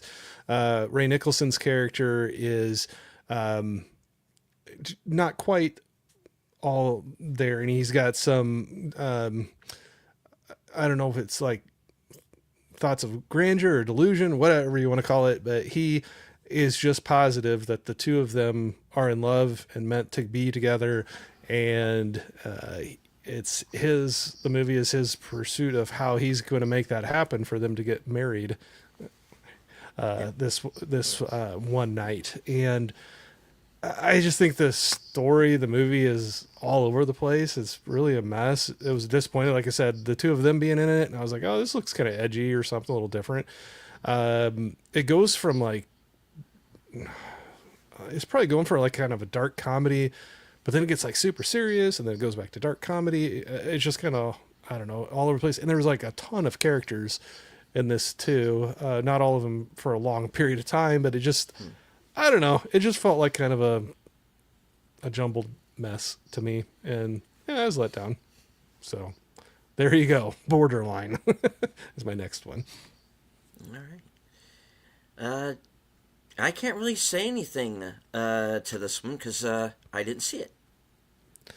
Yeah, it was like I said, the trailer I saw, and then knowing the two of them were in it, I definitely wanted to check it out. It was on streaming when I saw it, but yeah, it was disappointing for me.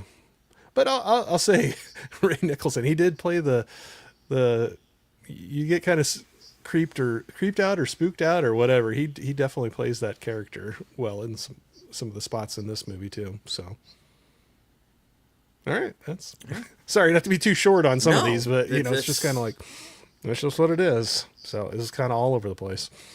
All right. So my number 4, Tornado. Oh, I don't know. And this is the part of the show I wish Sen were here for. Okay, so Tornado is a movie that was that came out last year. And that's all you got to say about that. And it was, this is a film that was advertised as being this kind of Kill Bill type action thriller about this young woman who becomes a samurai by avenging the death of her father by this criminal gang. Yeah, that's not the film. That's not what happens at all. What really happens is this gang has stolen some gold. They keep their eyes off of the gold for a moment. It is then swiped by a young boy who meets up with our lead character later on. The gold is then hidden in the wagon belonging to our heroine's father. So when the gang goes looking for it, they kill her dad and eventually the kid, who she basically runs off and leaves behind. Basically, this lead character, who is supposed to be the hero of the film, gets everybody killed through her own poor judgment and incompetence. All right. And then, at the end of the film, everyone who she hasn't gotten killed yet basically stands around in a circle and tells her how brilliant she is. And thanks for not getting us killed. Yeah, thank you for not getting us killed. You're the most brilliant person we have ever met. You're so good and special and wonderful. And this movie sucks, man. And thank God for Tim Roth. Tim Roth is in this film. He plays the character. He plays a character named Sugarman, and he is the lead. He is the leader of the gang. He is great. Mm-hmm. I even said it in my, I named my review for this film. Well, at least Tim Roth was good. Yeah. That video is still up. I did it. I did it with Sin's Corner. It's. Watch that video because it's more entertaining than anything that's in this film. All right.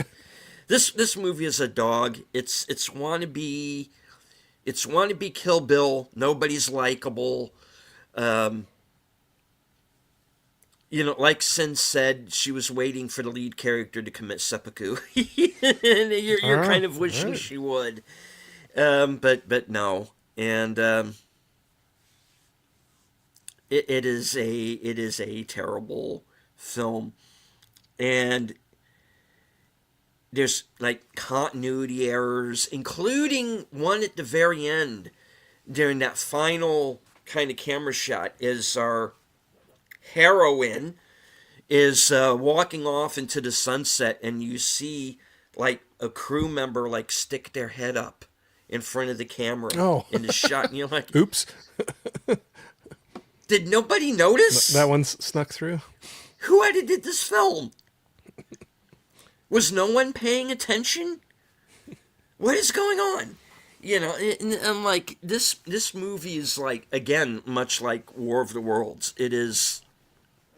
I'm waiting for the Riff Tracks version. It is Riff Tracks level bad. All right. It is a terrible film. It is.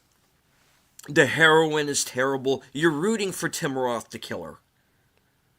You are rooting for the character who is supposed to be the villain.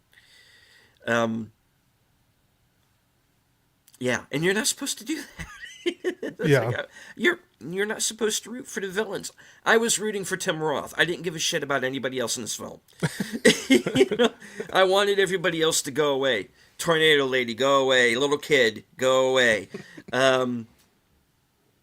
You know, Rory McCann is in this film from Game of Thrones. Okay. But you know, he gets killed in like the first 10 minutes of the film. Okay. Much like he did in The Damned, which was another movie that I was a thumbs down on this year. It's not on my list, but So it didn't stick around too long, huh? yeah, and both movies miss him when he's gone. Well, I got you. And yeah, Joanna Wally is in this. Used to be married to Val Kilmer. You might remember her. Oh, yeah. She was in the original Edge of Darkness, and yeah, a bunch of other stuff.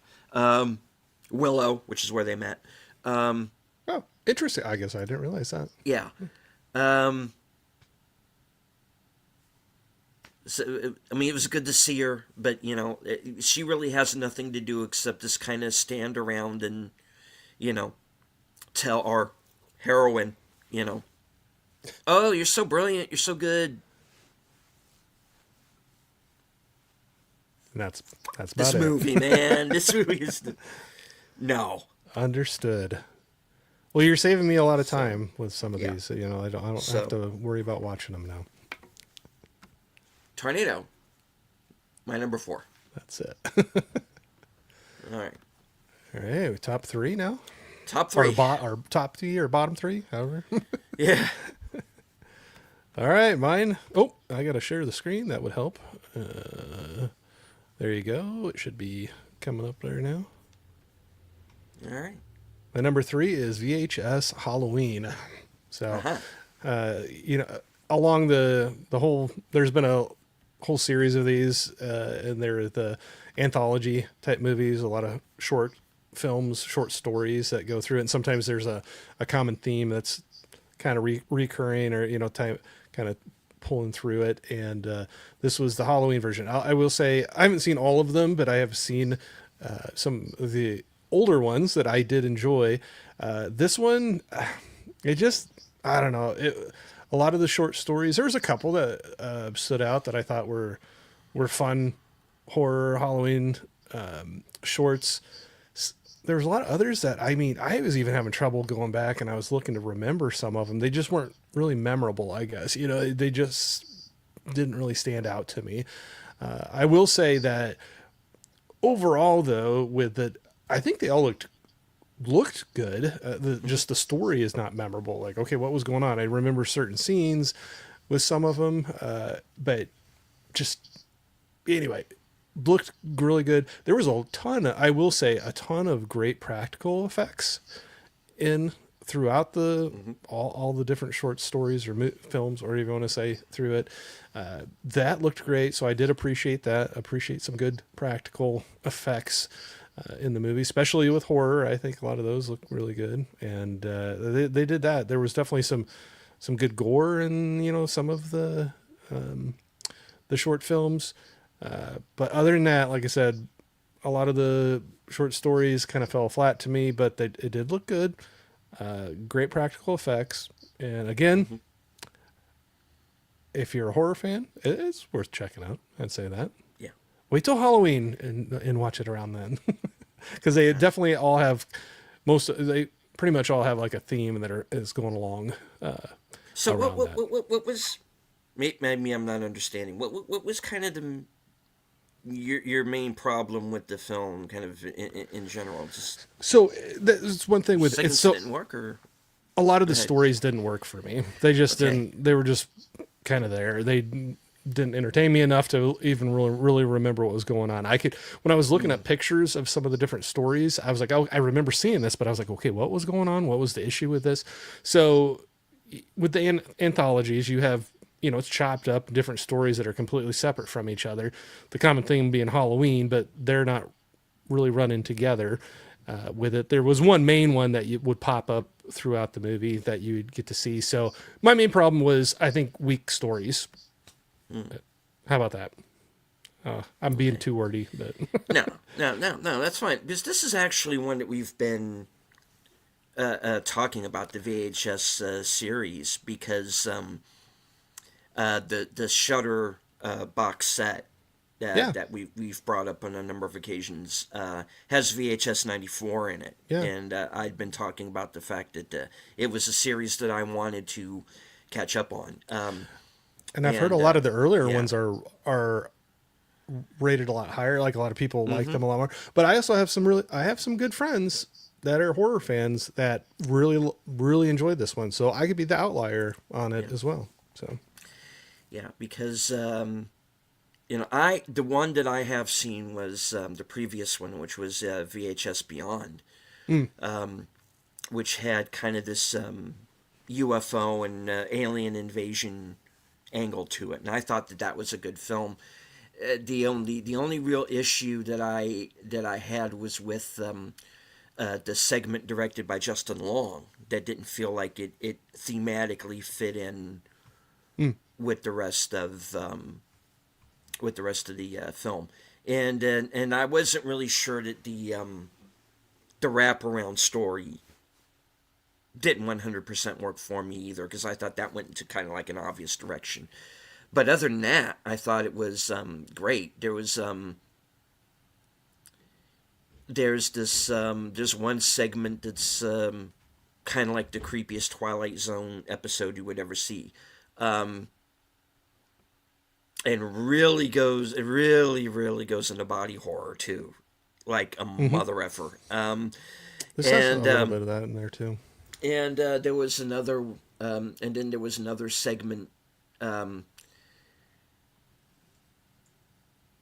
where basically these people were skydiving, hit a UFO. Yeah. And so they have to survive that, get out of the plane, get out of the air before they're taken out, and then, surviving this thing once they've landed. And I'm waiting for the directors of that. I go, like, give these guys, like, the next Die Hard or something. I mean, that would be great. Yeah. So, it's a series I want to catch up with. The reason why I was kind of hesitant about VHS Halloween and why I didn't get to it was there is a segment in it that now that we've heard a couple of things in the news of late, kind of has a whole new, kind of even darker meaning to it. And I was kind of worried about, ooh, how dark is this gonna get, you know? Yeah. And so I kind of stayed away from it, but I might get back to it. Yeah. I don't know. Like I said, I might be an outlier on this one. Yeah. But yeah, the VHS series is one that I want to catch up on. I hear Viral is not that seems to be the one that's kind of universally hated, but yeah, I'm curious about it, and yeah, I'll probably get to this one eventually, folks. I had intended to watch it and review it. I even had Fletcher Williams do up a thumbnail for it. I just never got to the film, and I don't know. Maybe I'll do a review sometime down the line as like a members only thing, or maybe I'll just do it here on the channel. I don't know, but yeah, Yeah. So that's fine. we'll get to it. All right, my number 3. Him.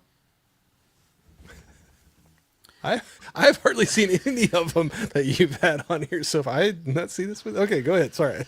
All right, now this is a movie that was very highly advertised on Jordan Peele's name. Jordan Peele did not direct this movie.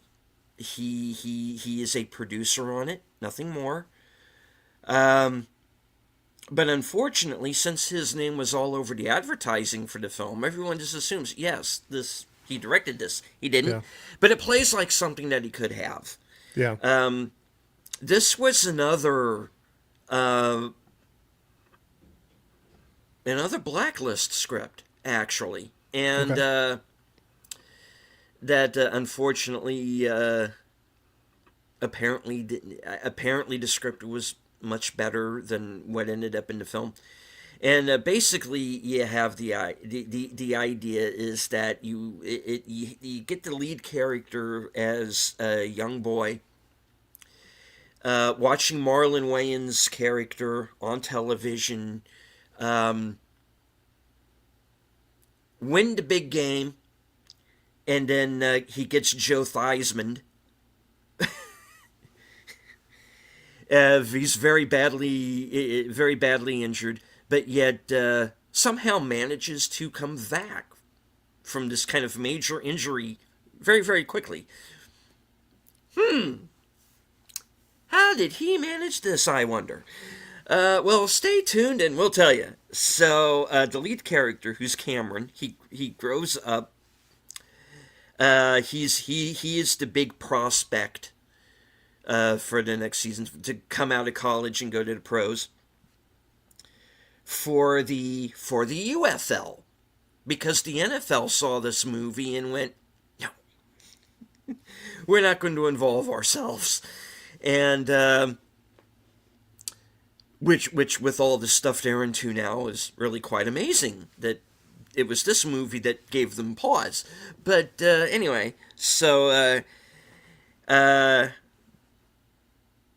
he gets popped on the noggin, and he's out of it. So, but Marlon Wayans, realizing that, hey, this kid is a big fan, and he's getting constantly compared to me. I'm going to run him through my own training camp. Get him ready. Okay. He wants to be the man. I'm going to make him the man. Yeah. And then a whole lot of this kind of weird things begin to happen. They're like these creepy Marlon Wayans fans who keep kind of breaking into this training camp. You've got this team doctor that's acting creepy. You've got, is played by Jim Jeffries, who was the guy who was in Wilfred, the Elijah Wood series, where he's the guy in the dog suit. Yeah. And everybody sees the dog, but Elijah Wood sees the guy in a dog suit. So, weird show. But, yeah. So, all of these weird things are happening. Things are getting like increasingly creepy, increasingly violent. And then, and Marlon Wayans' character is this got like this creepy wife who's like always hitting on Cameron all the time, and it's like I didn't even know she was his wife until like literally like the last 10 minutes of the film. Was, oh, she's supposed to be his wife. Okay, they don't exactly spell that out, but okay, which is just one of the problems of this movie that spells nothing out. Yeah. Nothing happens until literally like the last 10 or 15 minutes. You know, it's just, it's set up and then set up and then set up, and then you have this violent confrontation at the end, you know, where you realize it's what's really going on. Cop behavior. Blood sacrifice. You know what I'm saying?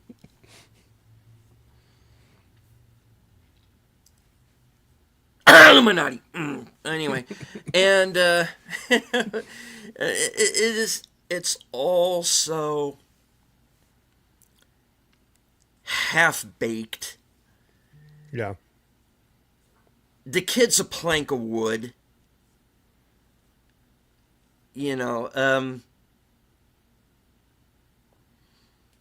it's just, again, it's one of those, it's just a bunch of rich white guys and blood sacrifice and all this, you know, crap. And just, I was bored through much of it. And just, I don't know if that final bit of action was thrown in because they realized, holy crap, and nothing's happening in this movie.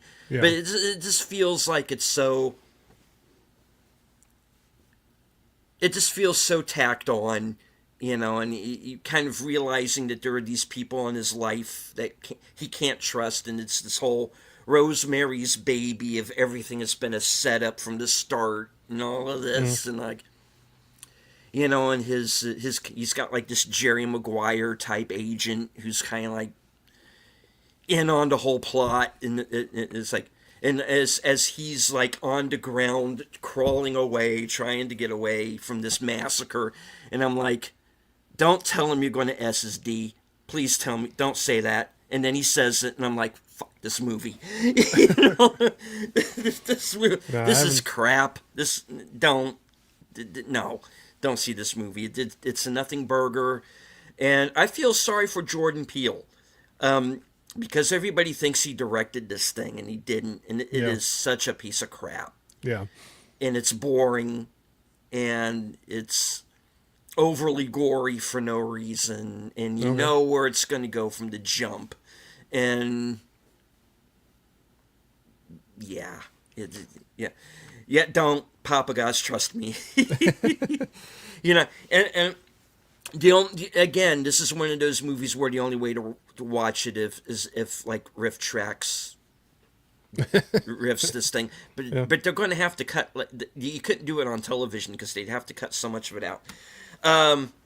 Was Marlon Wayans at least good? Yes, he is the good point of the film. Marlon Wayans is acting his ass off in this movie. He's good, you know, and he again, even in these movies that are bad, there's always like one thing about him that's good. Marlon Wayans is the one good thing about this movie. He does for this movie what Robert Pattinson does for Mickey 17. You wish you were watching the movie he was in. You know, because he is strong. He's good. Performance-wise, for Marlon Wayans, it's the best thing he's ever done. The problem is, it's in this movie, and everything else is so bad and so poorly written, and it's a terrible film. Saw him do stand-up here in Oklahoma City. I'm assuming that's Oklahoma City. Few months before this movie was announced, had no idea it was coming out. Yeah, he's good. The movie isn't. He is. I am him. Yeah, that's from the movie. Is him a certified sail the high seas movie? Yes. Don't spend money on this thing. Don't.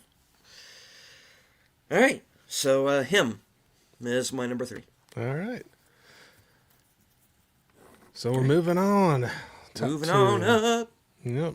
So my next one I got here is Jurassic World Rebirth, which, funny enough, was actually one of our mystery movie night movies as well, and which I was really surprised because that was a bigger budget, bigger franchise movie that I wasn't expecting to see as part of that. But yeah, we have somewhere in the future there's been changes and dinosaurs spread and now they're dying off, and there's like this island in like Ecuador or off Ecuador or something like that where it fits their habitat, and a lot of them are held up there basically. And there's been some medical breakthrough that something along the lines, if they can get the DNA of, I can't remember, a few of the larger dinosaurs that are there, they were figuring out ways to help cure heart disease. And so they put together this force with a bunch of money to, oh, absolutely. But, it was, and you know, a lot of people like it, and so you might get mad at me with this one, but, anyway, they put this team together, of almost like mercenaries and this scientist, and set them off to go collect this DNA to bring it back. So that's the basic story. Along the way, things start happening. I think that the story just was really weak, and they came across, like, there's also they insert this whole other family that they're randomly, completely unrelated, traveling, I don't know if sailing the seas. They're out there and they capsize in this dinosaur infested water, and they get rescued by this crack team that's going after the DNA, and they ride along with them for a little while. I just felt like that other family was just kind of felt tacked on and not really necessary, because then they kind of split off and they have their two little things going on throughout this movie. Yeah, it definitely, the effects looked really good. There was a lot of things that looked pretty in it, but I thought that was a weak story.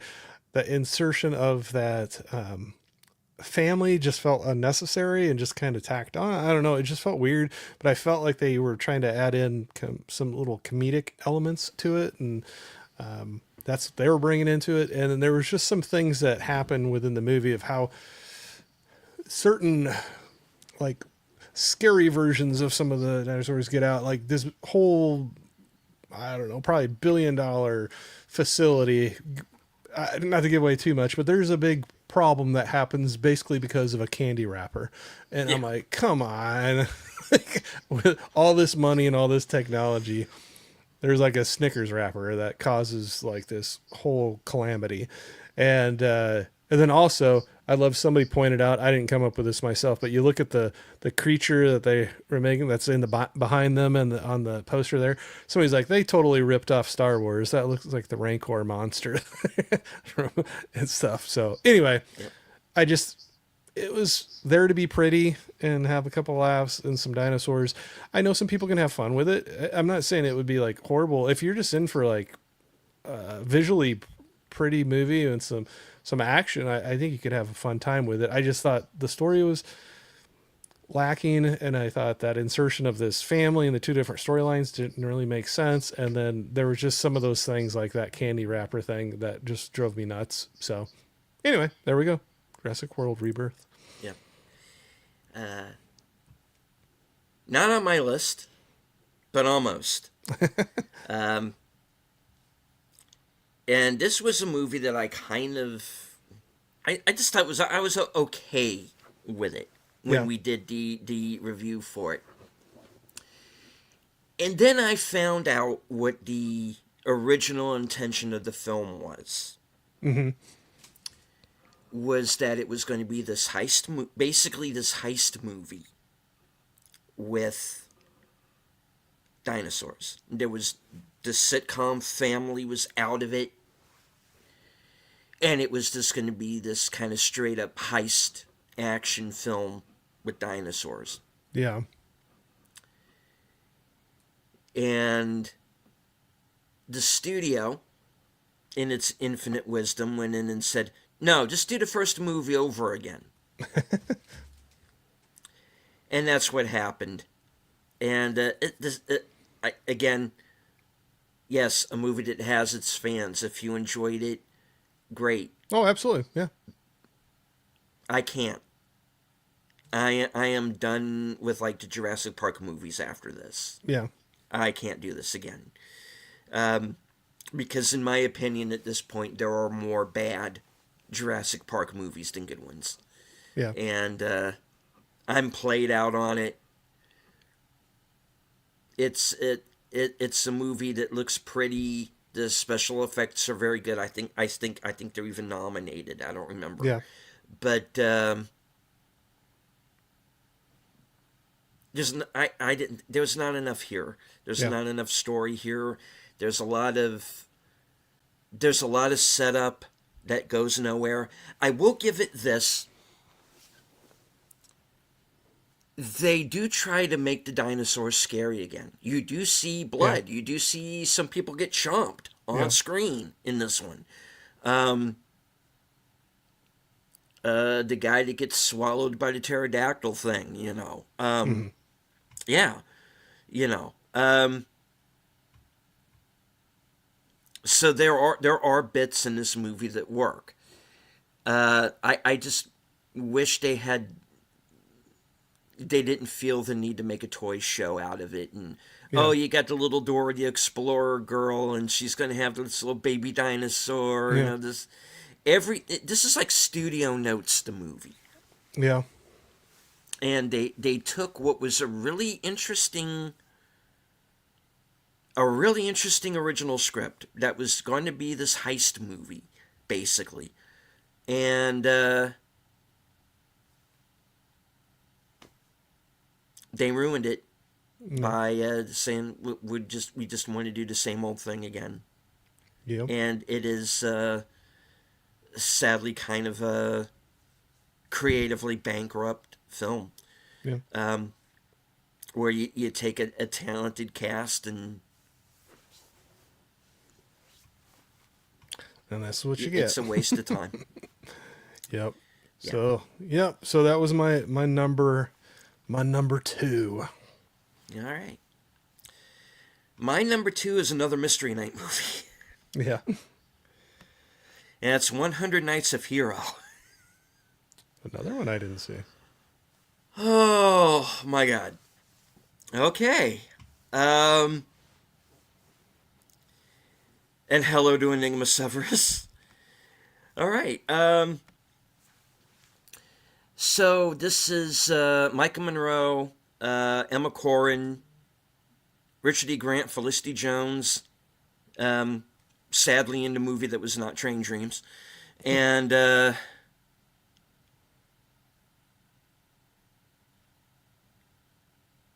basically this movie is an episode of The Handmaid's Tale. Yeah. And it is a world where that's supposed to be this patriarchal society where women are not allowed to read or think about sex or really anything at all, and just, go stand in the corner, basically. All right, so the story is Micah Monroe's husband basically, he's not much in the bedroom department, let's say that, and he kind of takes off for a while and asks this friend of his to look out for her for the next 100 nights while he's gone. It's this movie that basically wants to be like Arabian Nights and Scheherazade and all that. And so you finally have these two characters kind of circling each other for the first hour plus of this hour and a half film where nothing happens. And then, of course, you got Emma Corrin in the background being her usual non-binary self. And And you, oh no, you, no, yeah, this movie ends the way you think it's going to. And, all right, I'm just gonna say it. This movie was made so they could get Emma Corrin on Micah Monroe. That was it. Okay. This is a movie that works up to having a PG-13 lesbian scene in an R-rated film. Or if it was PG-13. I don't even remember. I don't care. Nothing happens in this movie for an hour and a half. And then you get this BS Handmaid's Tale story about, oh, they're just these two women who want to read and be free and be in love, and no, and men won't let them do it. And again, this movie is another Gen Z piece of crap. Written by children, for children. And by children, I don't mean children, I mean, mentally children. Yeah, this movie is terrible. I think I might have even dozed off, and I don't think I missed anything. It's just, no, no, this movie came and went. Thank God it didn't play. Nobody saw this. Nobody knows what this movie even is. Yeah. It's Handmaid's Tale. That's all it is. And it tries to be it's the Acolyte. It's fantasy. It's lesbian witches, and while that might be fun, put it in a story I can care about, and maybe don't telegraph everything that's going to happen in the first scene of the movie. Maybe. Gotcha. Now, another one I haven't seen. I think, man, haven't been keeping track, but I think like most of them you have on your list here, I have not seen. So, Yeah, you didn't miss much. It doesn't sound like you think so. Yeah. So, 100 Nights of Hero is my number 2. Yep. All right. All right. So, drum top roll.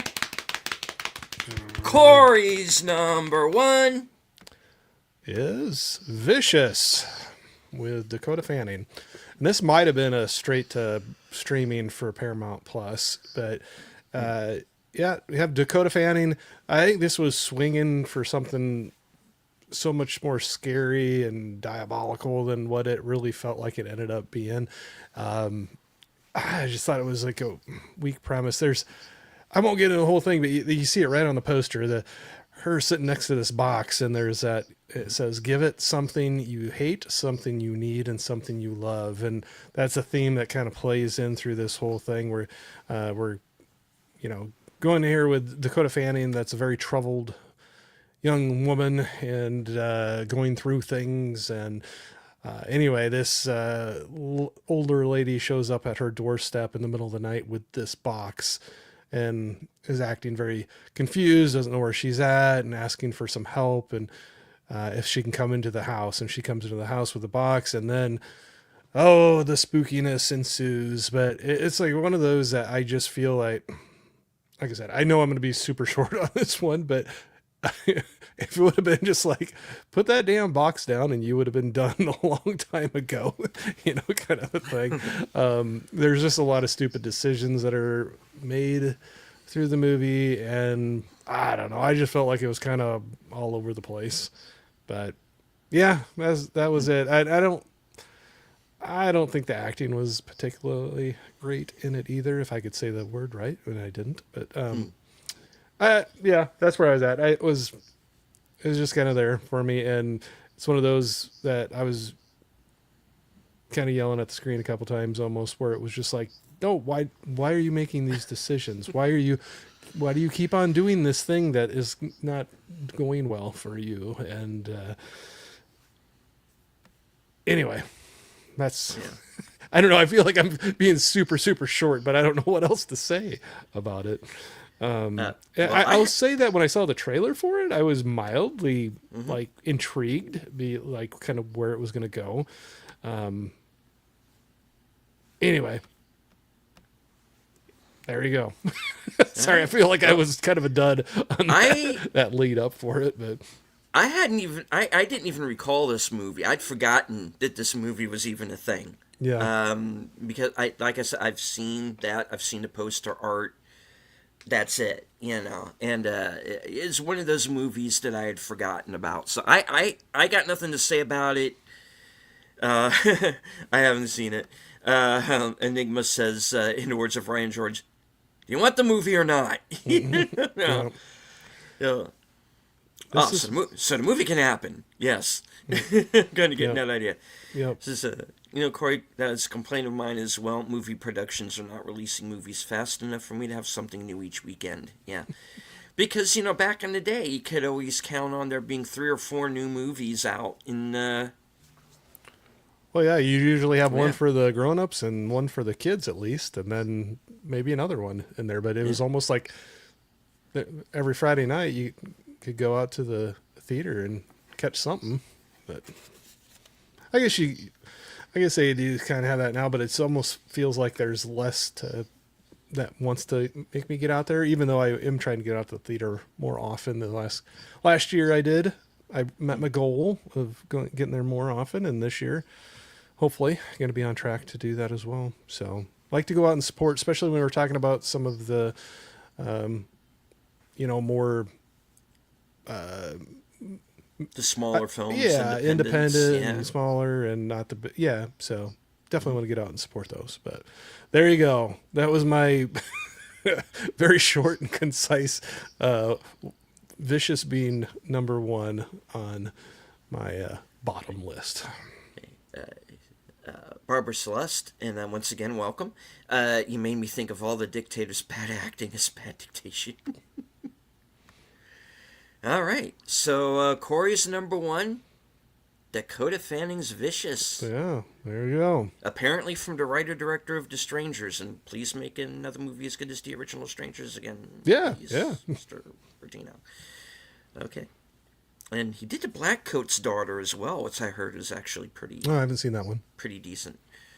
All right, so my number 1, drum roll, please. Woman in the Yard. Oh, I haven't seen that either. Common theme here for me, but here you go. This is the first movie that I have ever 0-starred. Oh, okay. Now, I've come close on some other movies through the years. There are some half-star ratings that I've given to films. There's a couple this year that are probably either close to that. Now,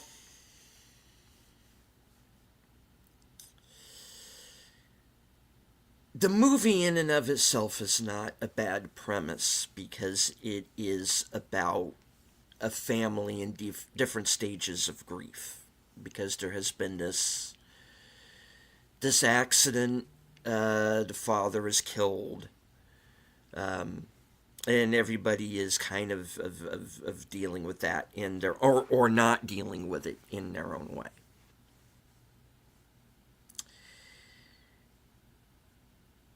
And then, of course, this apparition, the woman in the yard, as you see there in the poster art, and she's getting closer and closer to the house until eventually, of course, in the third act, she gets inside and wreaks havoc.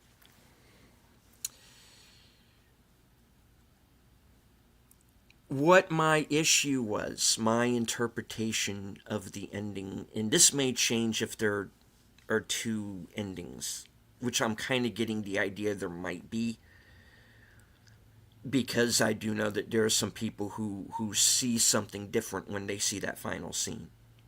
Oh, okay. But in the version, at least of it that I saw, I took the message of the film that, oh, if you're depressed or you're in grief, it's okay to off yourself. Mm. And that's, no, I can't I'm not okay with that. You know, now you're crossing kind of a moral line with me. This is a very nihilistic, one note,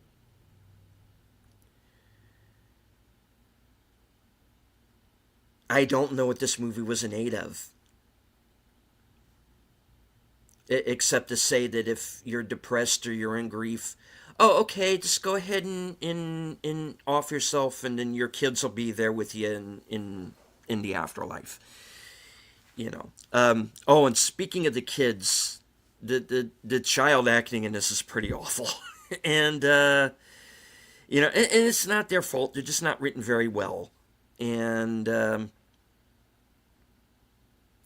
way that you know the mother treats them throughout is not great either. She's not a good parent. She's flighty. You know, they move out to the country for her so that she can get out of the city. Then she wants to move away again, and it's just, this woman is just all over the place. And you kind of get the idea from very early on, just there was something wrong with her before that, and this is obviously a woman who needs help. Mm-hmm. Who, if she's not mentally disturbed, she's getting there.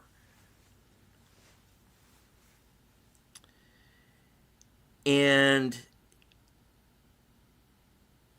I don't know. I'm just going off of the interpretation of the ending as I see it. Maybe people had other takeaways from it. And hey, folks, again, if you like this movie, or any of the movies on the list today, if you enjoyed any of them, fantastic. Great. But for me, this movie crossed a line. You know, Origin, a few years ago, crossed the line for me because it misrepresented a number of things, including the shooting of Trayvon Martin. The Order crossed the line for me because, again, it's another movie that depicts everybody in the South as being these backwards racists who are out to kill blacks and Jews all the time and nothing else. This movie crossed the line for me because it seemed to be encouraging self-deletion. And I cannot go there. I am someone who in recent years has had to deal with what I have come to realize is undiagnosed depression. So when you make a movie that starts dicking around with that, we're going to have issues. And I'm not here to bring the show down, guys. I'm not going to go off on like a half-hour rant like I did with The Order and Origin. This movie doesn't deserve that. It doesn't, you know, it's not. And hello, finally, Sin. Thank goodness. Yeah, made it to my computer again after being busy all day. Glad to be able to catch some of this live. Yeah, the message of Woman in the Yard was awful. Yeah, it's I can't.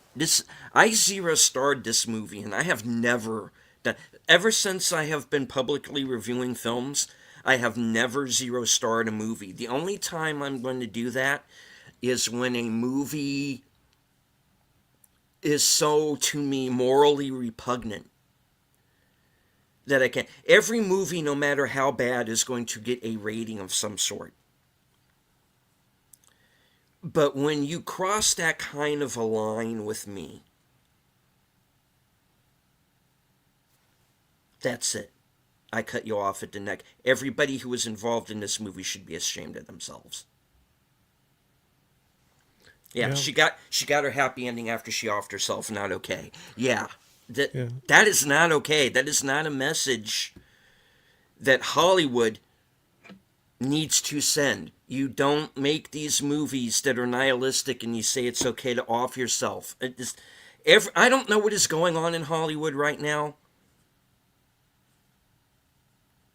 And I've been trying to censor myself through this whole show, but I'm going to let this one go and be a PG-13. Hollywood, you best unfuck yourself. Okay?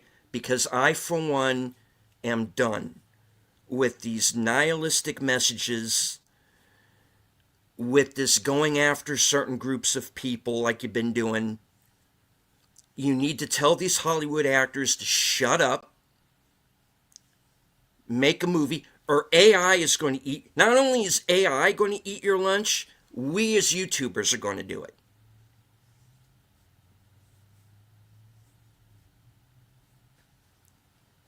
Markiplier just went out and made a movie that made 400 times its freaking budget. You are on notice.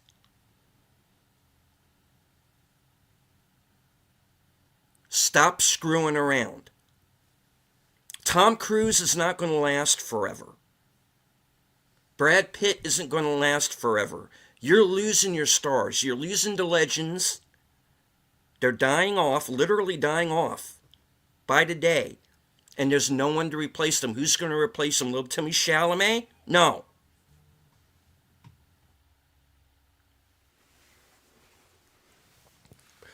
I'm not going to, I'm done with the rant, but it's, I was just being quiet. I can't. I can't with movies like this. Yeah, it's one I did not see. Yep, I Yeah. didn't see that one.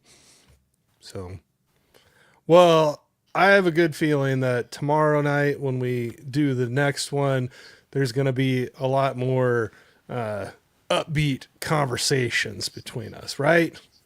Oh, absolutely, absolutely. All right, a few. Oh, the chat is jumping. Give me a minute. Okay, deleted. This is why Catcher in the Rye was also banned from a lot of schools, because the message was taken so sincerely. I mean, we're not understanding the negative thinking into work. Yeah, I actually do like Catcher in the Rye. I'm sorry. I read that at exactly the right time or the wrong time, depending on your point of view. So yeah. All right. H is for Hawk might be a really good movie for you. Deleted. I took it to heart. I think you'll really enjoy that one. Love the actress. Well, let me know in the chat who the actress is, and maybe I might love her. I don't know. Swing. Anyway, It is Valentine's Day. yes, it is. Since I'm not much for trigger warnings, but I felt if any movie was needed on, it was that. Yeah. She also says, just saw Cold Storage, not bad. Just a normal, relaxed movie. All right. It's the Liam Neeson. Yeah. Yeah, All right. I saw a trailer for it. Yeah. Enigma says, Hollywood is run by a very specific supernatural evil entities. This is only natural for what they're sharing. Yeah, I mean, those last, like, 3 or so movies that are on my list, those are the ones that are the true dogs. And they are the ones that really put out a message that it is like this kind of borderline, if not straight up evil. And they were kind of icky. And yeah, but a lot of movies on my list were just boring. But those last few, I got to question the people who were involved with them. About what exactly are you on about there, pal? You know, where have you been spending your nights? Because it's not a world I want to live in. Barbara Celeste, it's not Valentine's, it's National Single Awareness Day. And I like yes, that. I am aware of that. I That's like very that. great. I like that, yeah. I like that. Right. I don't celebrate Valentine's Day anyway, so I like that. Well, you don't have to. You know, you're attached, you're good. You know? Well, it depends who you ask about that. Oh, well, yeah. Okay. About whether you should celebrate it or not. Not the attached thing. Okay. Thank you for clarifying. Yeah, well, If the way your I missus said is that, listening. Yeah. I've said some things earlier in the movie or in the stream, and you were like, "What?" And I'm like, "No, I didn't mean it that way." All right.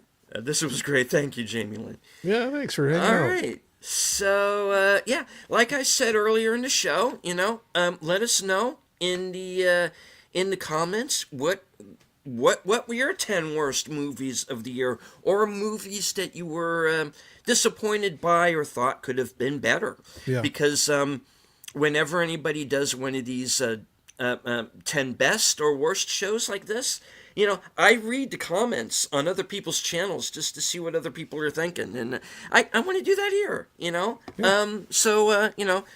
Let us know. The Horror Cat Dad says double whammy day for me. It's also the wife's birthday. Oh, nice. Oh, Yeah, better, nice. better not forget that day. Don't this forget that then. day. Yeah, exactly. There will be much bloodshed. Okay. All right. Well, this was fun, man. Indeed. So, like I said, we're going to be back tomorrow night at the same time, 6 p.m. Eastern, 5 p.m. Central, for the best of 2025, which we're calling Oscar worthy? Nah, better. Okay. So, Corey, what do you have coming up? I'm just hanging out with you tomorrow night, and then I do have a couple other things coming up. Monday night, I'm going to be over at Fans of Something. They have a little game night that's going on that I will be one of the contestants going up against a fun group of people. So yeah, we're going to be over there.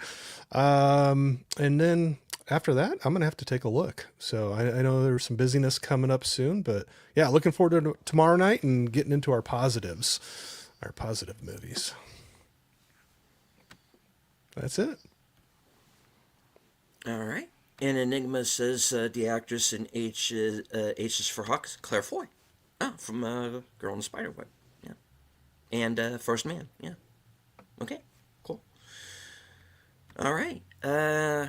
As for myself, in about 75, 80 minutes or so, I'm going to be joining Big Al Presents, along with Troy Pacelli and Netters Network for Films with Friends.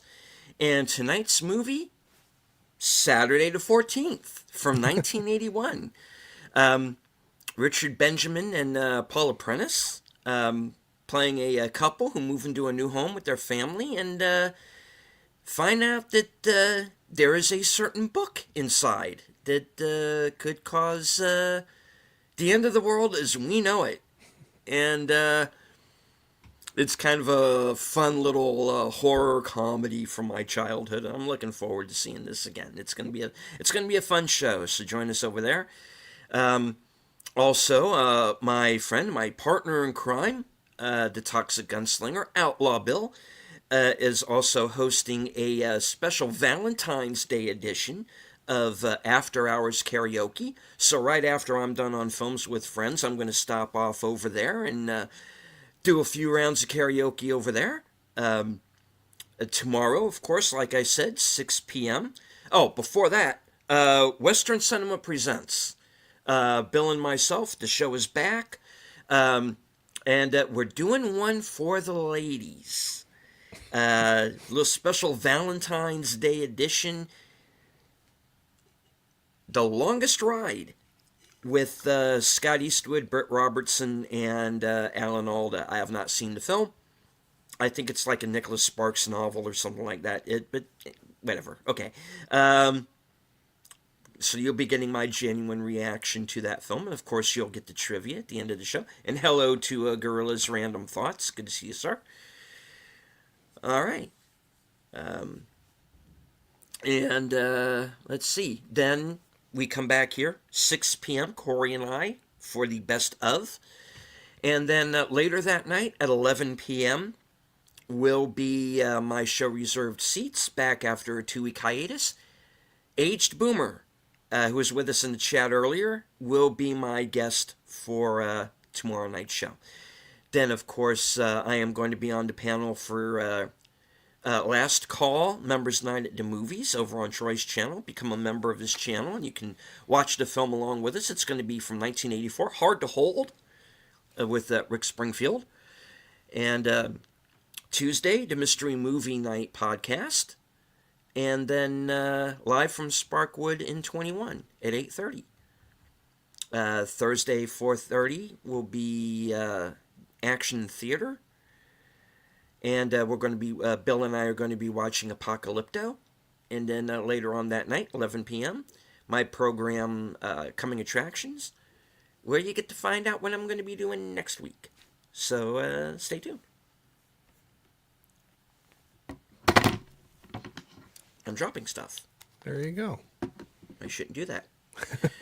All right. So I do want to thank everybody for joining us Absolutely. for the program.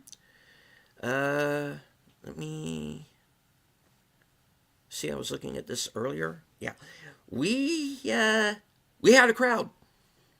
Yeah, it was good. We had a good we group. had like about we have 140 people watching live at one point or another. So There you go. thank you all very much for joining us. I hope that you enjoyed the show.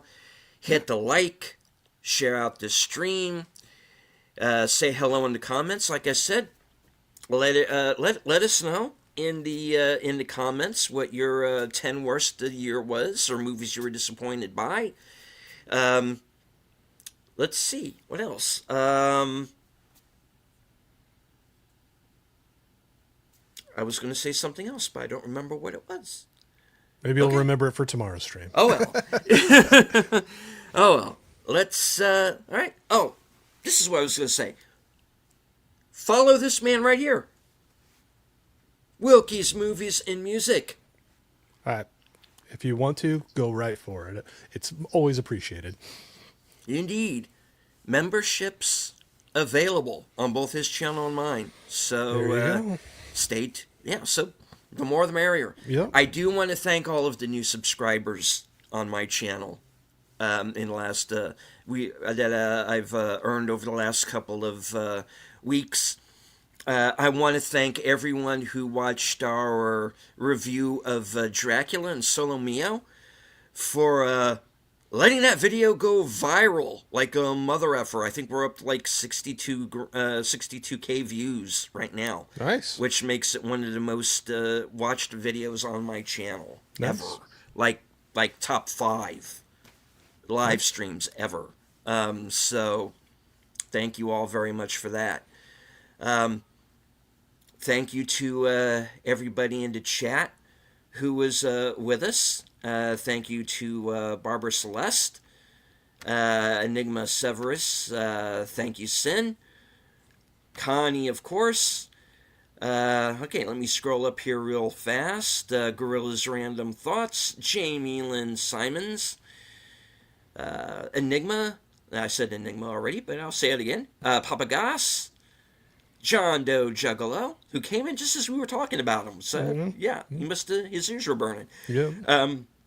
Scottish Geek Guy, Horror Cat Dad, Tiana Loves Movies, Usarn G.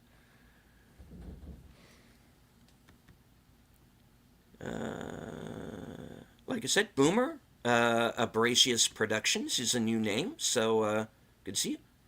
Not a big fan of AI, that guy, so can't say I blame him. Sashi, Lieutenant Giratina, Princey Movies. All right. I think that was everybody who was in the chat. And also, thank you to everybody who was lurking. You do not have to engage in the chat. Just as long as you enjoyed the show, hit the like, shout out the stream, all that good stuff. All right. So, Corey, any last words before we wrap it up? No, it was just, other than it was a lot of fun, and looking forward to tomorrow night. Yeah. Right on. All right. So, as I always say at the end of every broadcast from HQ and all points north, south, east, west, and beyond, good night. Take care, stay strong, be safe and healthy. As Eric13 would say, watch more fucking film, because this is how we win. I'll see you over on Films with Friends in about an hour. Take care. I have theme music now. I will now play it. Good night.